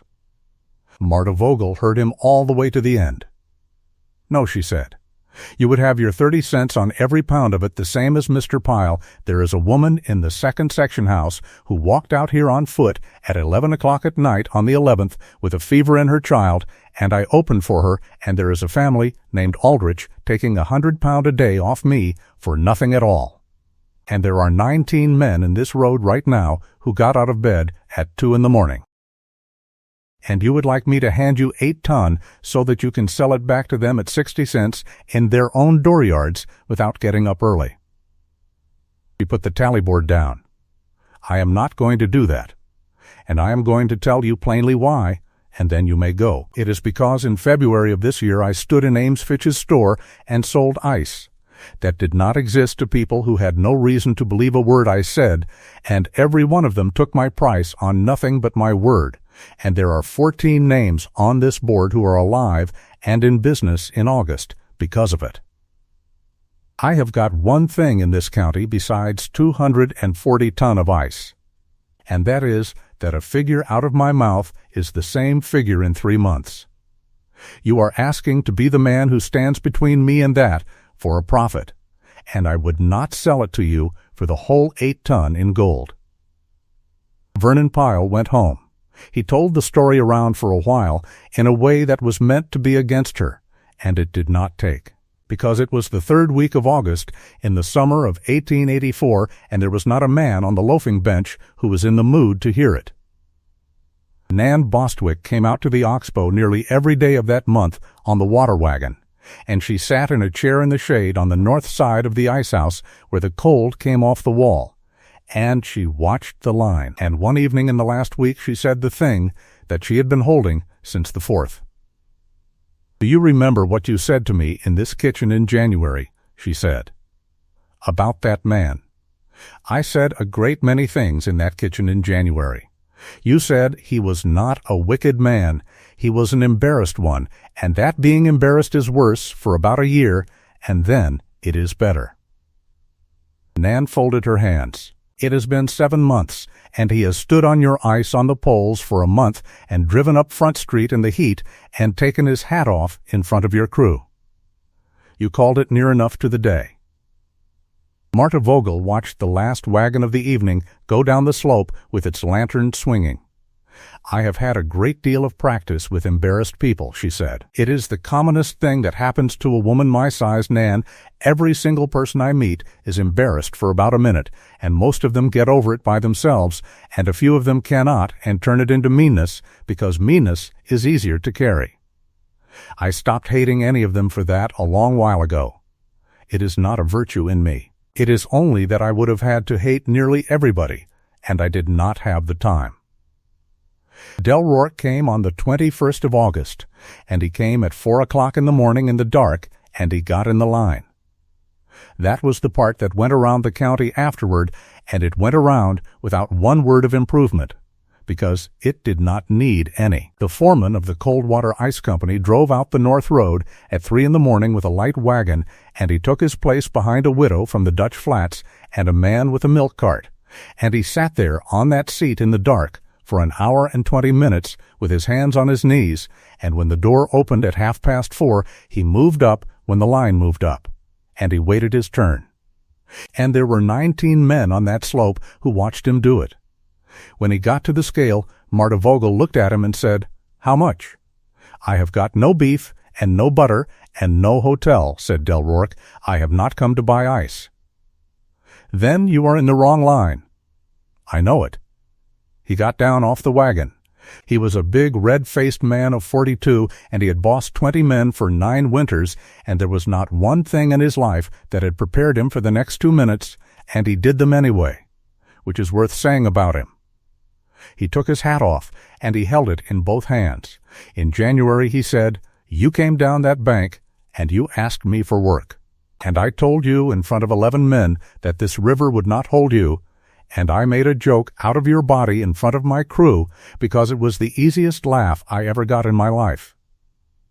He stopped and started again. "And then you told me 4 things that were wrong with my cut.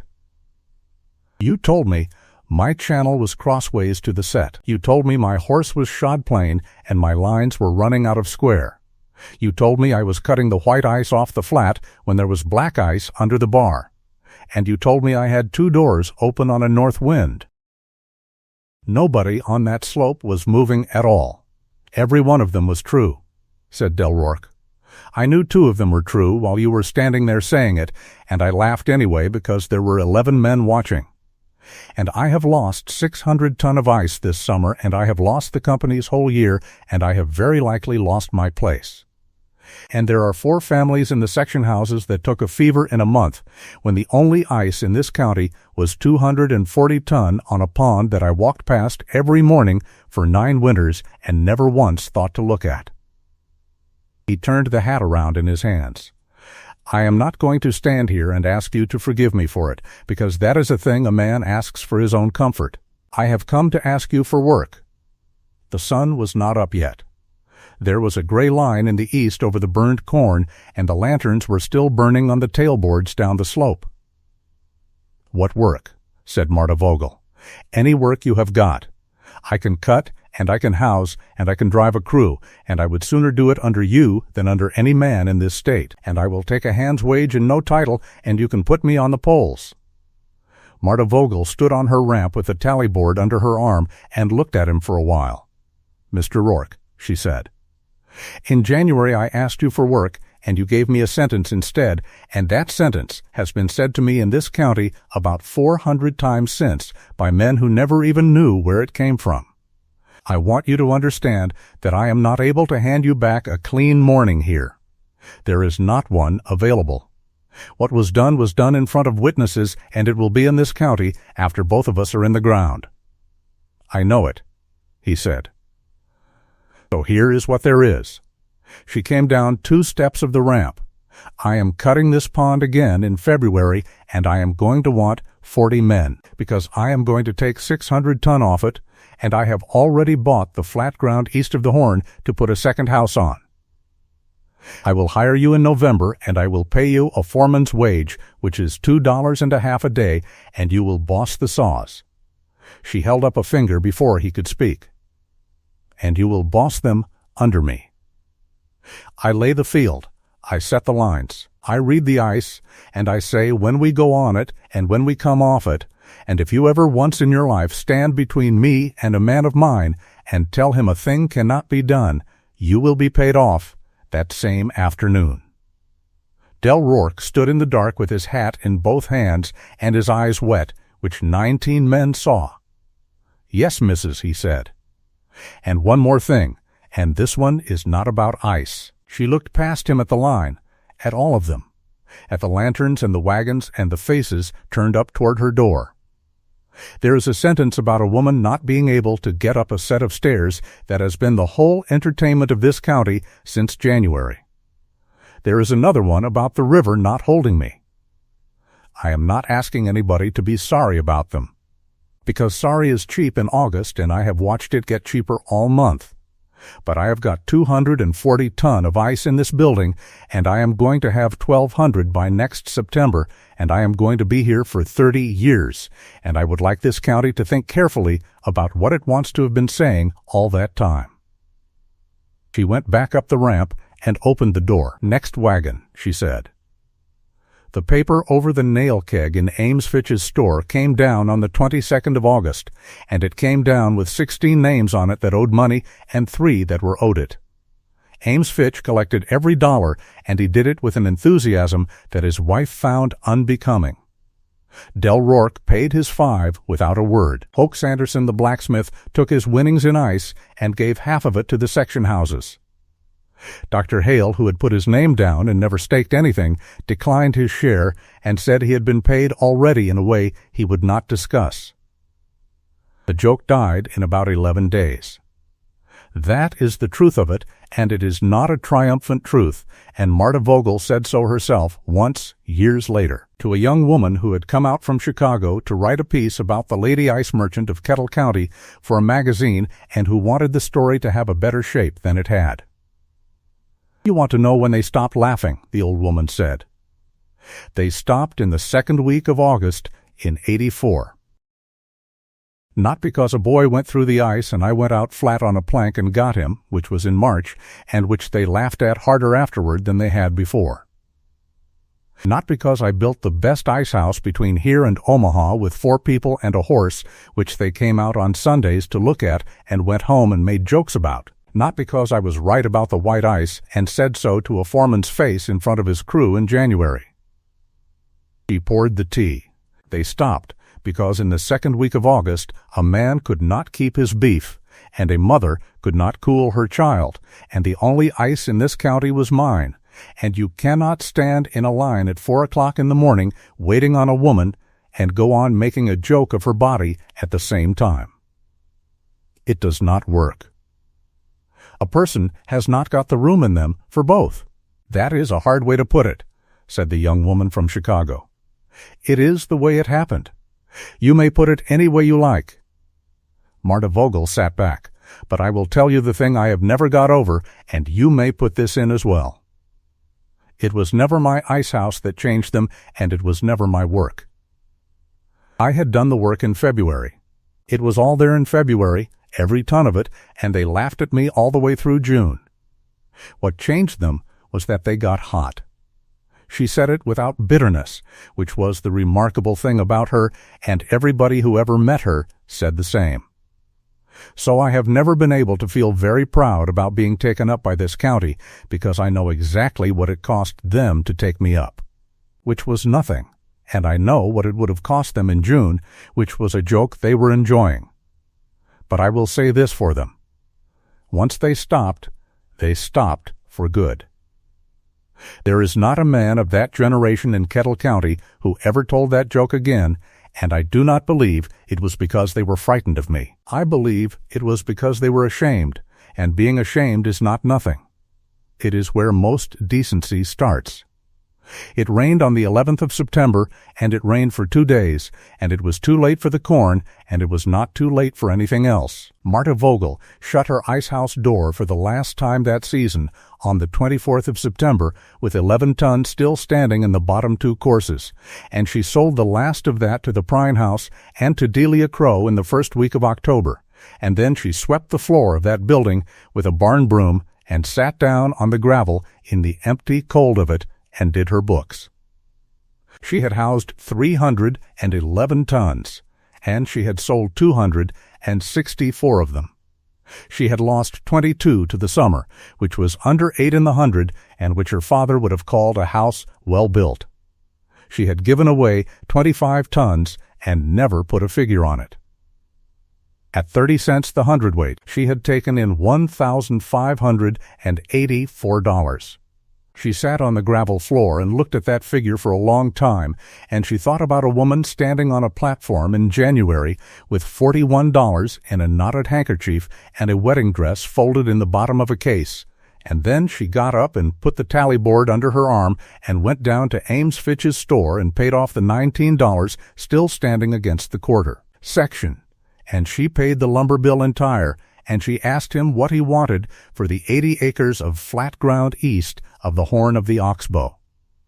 "Miss Vogel," said Ames Fitch, "I have got to ask you something, and you may tell me to mind my business.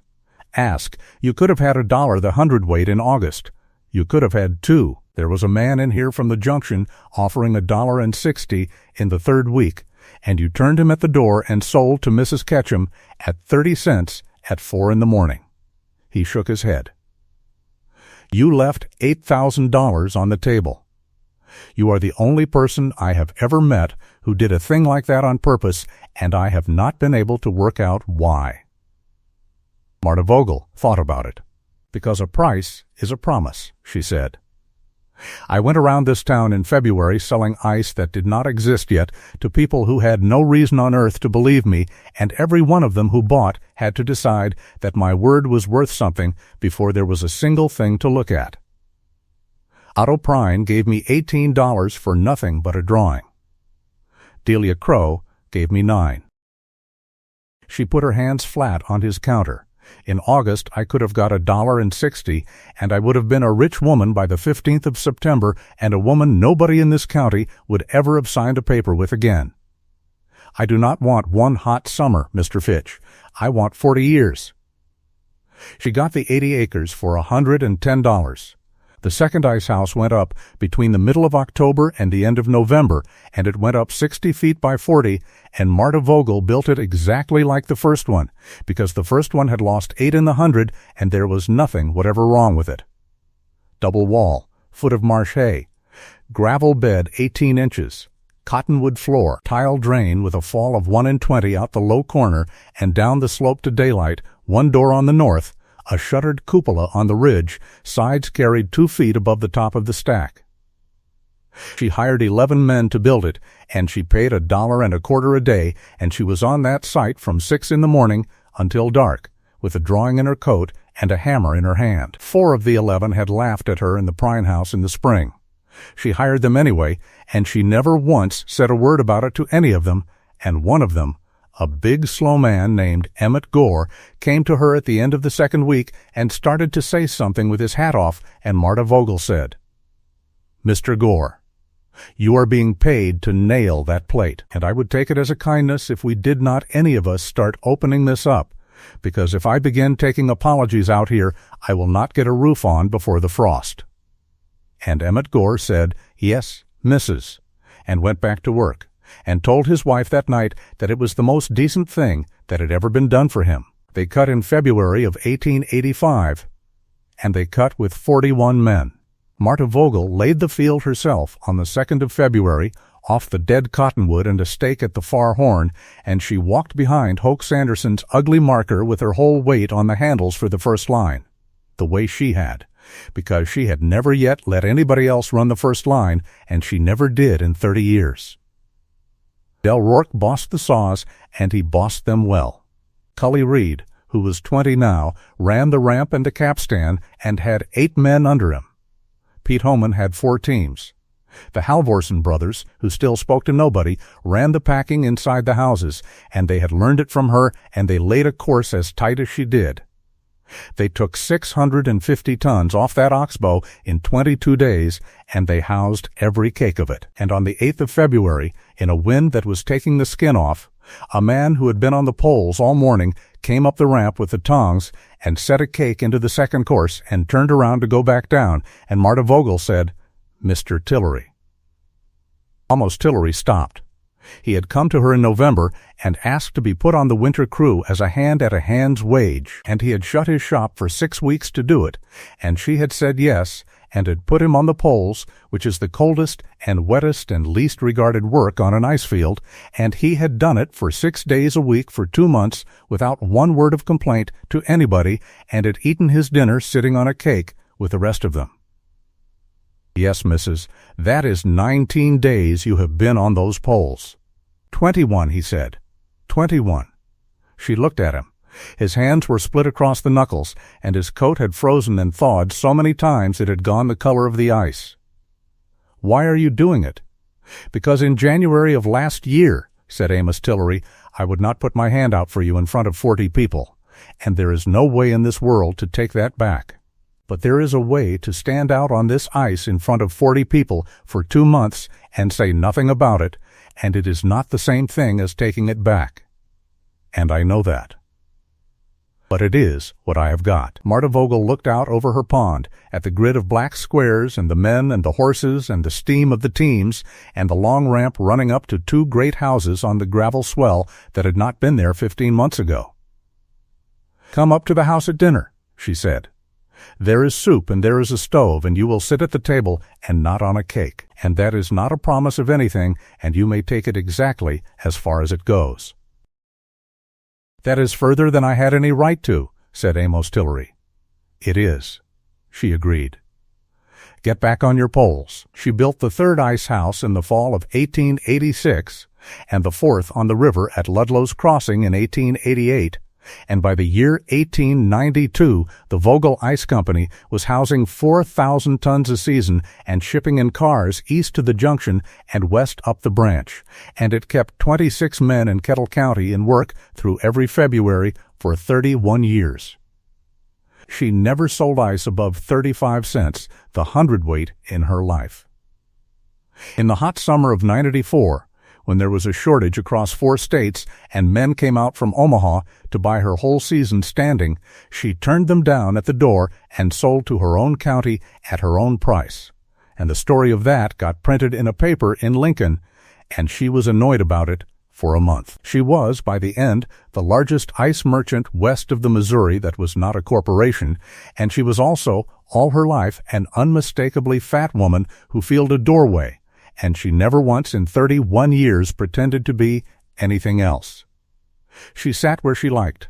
She had her chairs made wide by Hoke Sanderson's son, and she had them made handsome. And she put one behind the desk in the office at Miller's Bend, and one in the corner of every ice house she owned, and there was a good deal of talk about that in the beginning, and none of it afterward. There is a story that a drummer from Kansas City, a man who did not know the country, came into the Prine House dining room in about the year 91 and made a remark about the size of the woman who had just gone out of the door, expecting the ordinary laugh a man gets for that.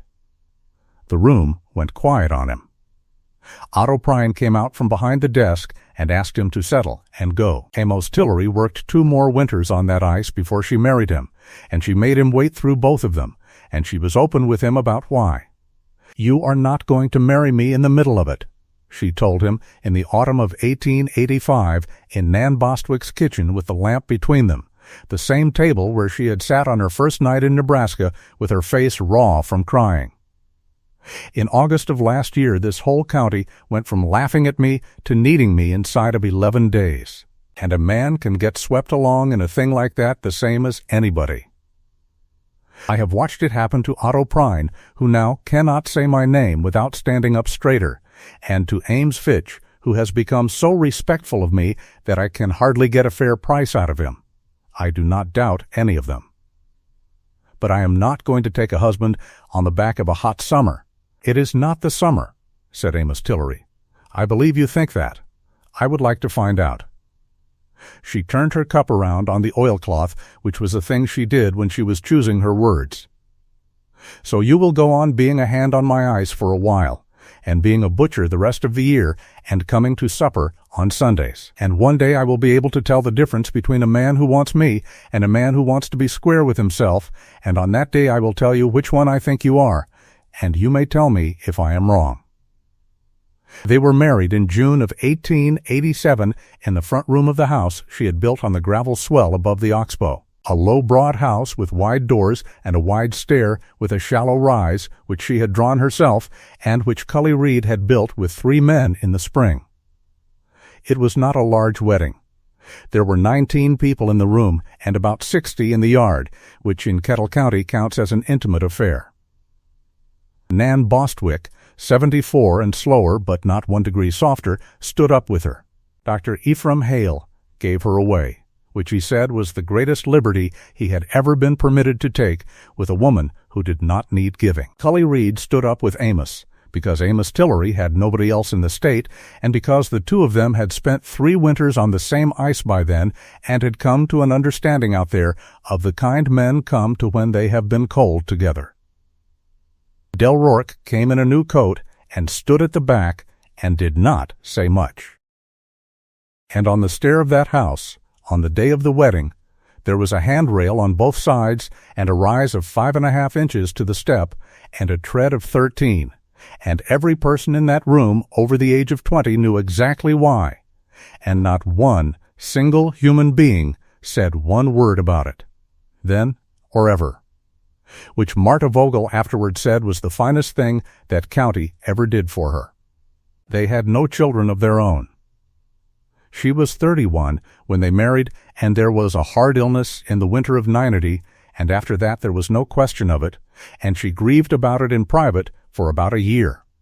And Amos Tillery, who turned out over the long run of it to be a far better husband than he had been a bridegroom, grieved with her and did not once say a foolish thing about God's plan, which she never forgot. What they had instead was a house with wide doors on a gravel swell above an oxbow, and a great deal of coming and going. Cully Reed lived with them for 9 years until he married a girl from the Dutch Flats and took the Ludlow's Crossing houses as her partner. And he named his first son Gustav after a Milwaukee brewery foreman he had never met. 2 of the Aldrich children boarded with them for 4 winters when their mother was ill. Nan Bostwick came out to live in the south room in 1890 and stayed there for 6 years and died in it at 82. In a bed that Marta had made oversized on purpose so that she could sit on the edge of it beside her at the end, and Nan's last completely clear sentence, delivered with her eyes shut, was, "You have got a great deal of charity for a woman sitting in a stranger's back room in January," and she was pleased with herself about it. And every February, for 31 years, the ice. There is no need to tell all of those winters. They were the same winter, and that was the point of them and the pleasure of them. The lines snapped off the dead cottonwood at the head of the pond, the marker going down the field behind a horse with the woman's whole weight on the handles, the saws dropping, the channel cut with the set of the water, the long ramp and the capstan and the horse walking his slow circle, and the cakes coming up out of the black water into the light, one after another, all day long. And inside the houses the courses going down tight and square with the joints crossed, chip and shave and knock, until the floor of the building was one welded sheet. She was on that ice at 51 and at 58. She was on it at 60, and by then she went down the ramp with a stick and a young man at her elbow, and she still laid the first line of every field. And she still put her cheek near the ice and looked sideways through it at the light, and she still threw out a cake that did not please her. Kettle County got used to her the way a county gets used to a river. There were people born in Miller's Bend in 1890 who grew up and married and had children of their own and never once in their whole lives heard the story of what happened on the depot platform in January of 1884, because their fathers did not care to tell it. But some of them heard it from her, because Marta Vogel told that story herself, deliberately, about once a year, always to the same kind of person and always alone. She told it to a girl of 16 who came out to the ice house in 1893 to ask for work in the summer, and who stood in the doorway with her shoulders rounded and her arms crossed over herself the way a heavy girl learns to stand by the time she is 12. She told it to a woman of 40 from the Dutch Flats who had come to buy ice and had started crying at the scale for no reason she could explain.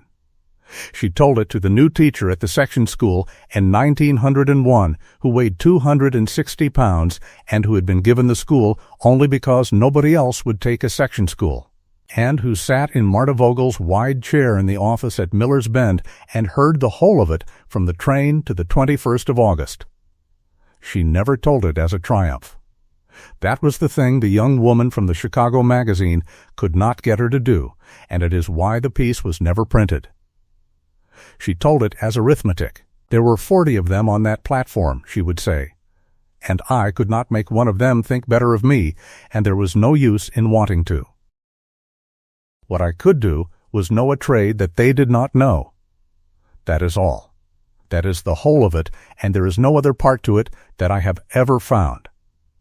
A person cannot make the world admire her, and she will go mad if she spends her life trying. What she can do is be so good at one hard thing that the world has to come and stand in her line at 4 a.m. to get it. And after a while, standing in that line, it forgets what it used to say about her. And is that enough? The 16-year-old girl asked her in 1893. Marta Vogel thought about that one for a while because she never gave a young person a quick answer. No, she said at last. It is not enough, and I will not lie to you and say it is. It does not give you back the platform. I am 37 years old, and I can still hear that laugh, and I expect I will hear it in the last week of my life. But it is a great deal more than nothing, and it is the part that is in your own 2 hands, and the other part never was. She handed the girl the tally board. Now, can you write a clear figure? Amos Tillery died in the spring of 1909 of a thing in his chest that Dr. Hale's successor could not name, and he died in the wide bed in the house above the Oxbow with his wife holding his hand, and the last thing he said to her, after 2 days of not saying much, was, "You were right about August." She did not know what he meant for a moment. Then she did. He meant the price. He had asked her about it exactly once in the 2nd year of their marriage, why she had held at 30 cents through the worst month in the history of the county when she could have had 5 times that. And she had told him what she had told Ames Fitch, that she did not want one hot summer, she wanted 40 years. And he had thought about it privately for 22 years. The way that quiet man thought about everything, and had come out the far end of it agreeing with her, and had waited until the last 2 minutes of his life to say so, because he was not a man to whom words came easily, and he had spent the whole of that marriage making it up to her with work instead. She buried him on the ridge above town, near Nan Bostwick, and she put a stone up with his name and his dates on it and nothing else, and then she went back to work, because it was April and there was a season's shipping to see to. Marta Vogel Tillery ran the ice houses on the Oxbow for 6 more winters after that.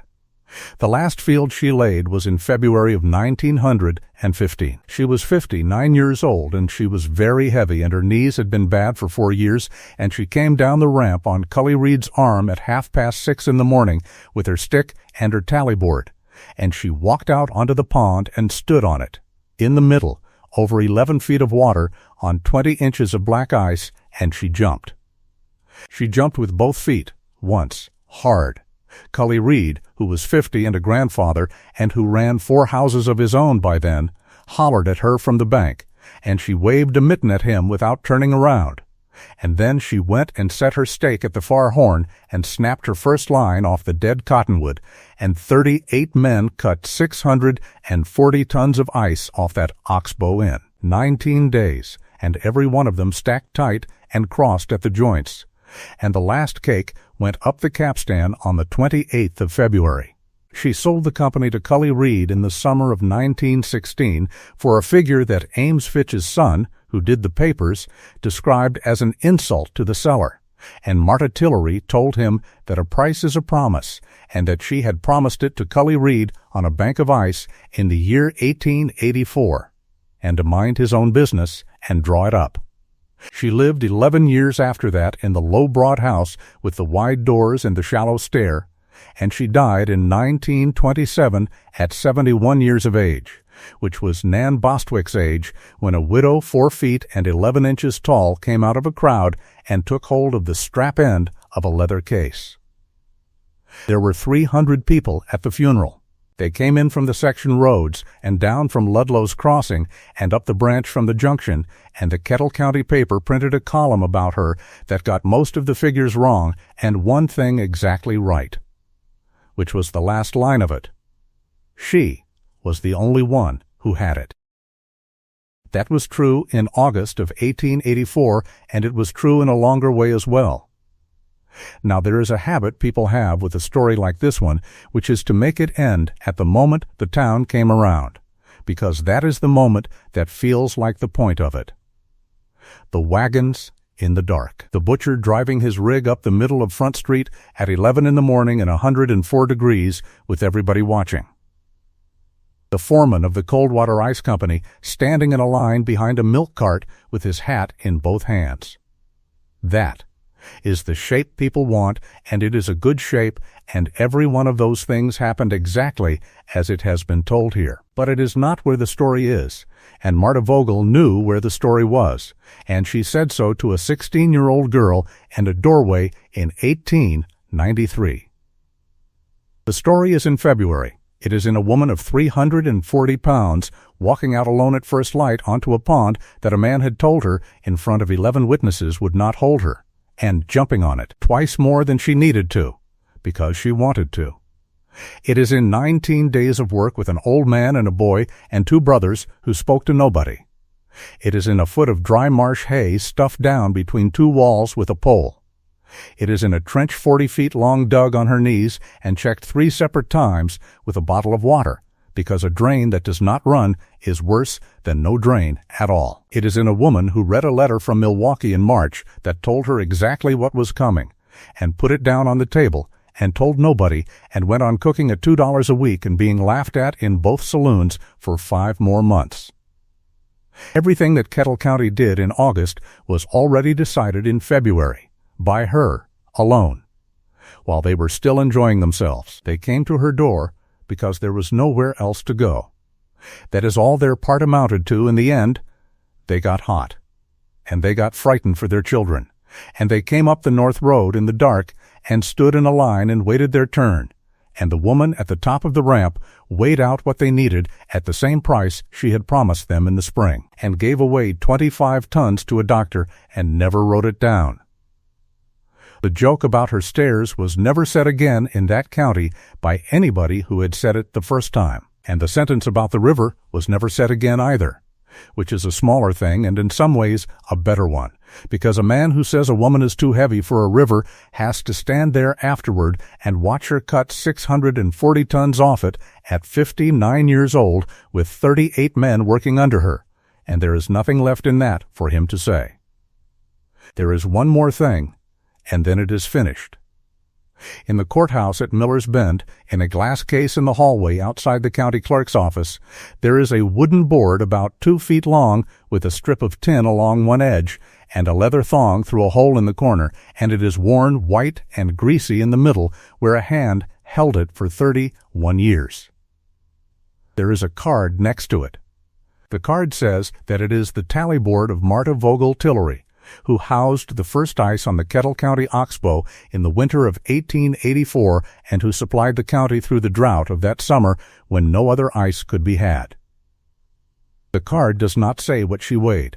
It does not say what a man said to her at the bottom of a ramp in January, or what another man said to her on a depot platform in front of 40 people, or that she was the largest woman anybody in that county had ever seen and remained so all her life and never made one apology for it to anybody. But if you look at the board itself, at the top of the first column, in a neat square hand in a carpenter's pencil that has not faded in 100 years, There is a figure written down before there was a single cake of ice in the ground, before there was a building, before there was a wall or a floor or a drain, when the woman who wrote it had $26 in a knotted handkerchief and a room she was not paying for and a whole county laughing at her body. It says 30 cents.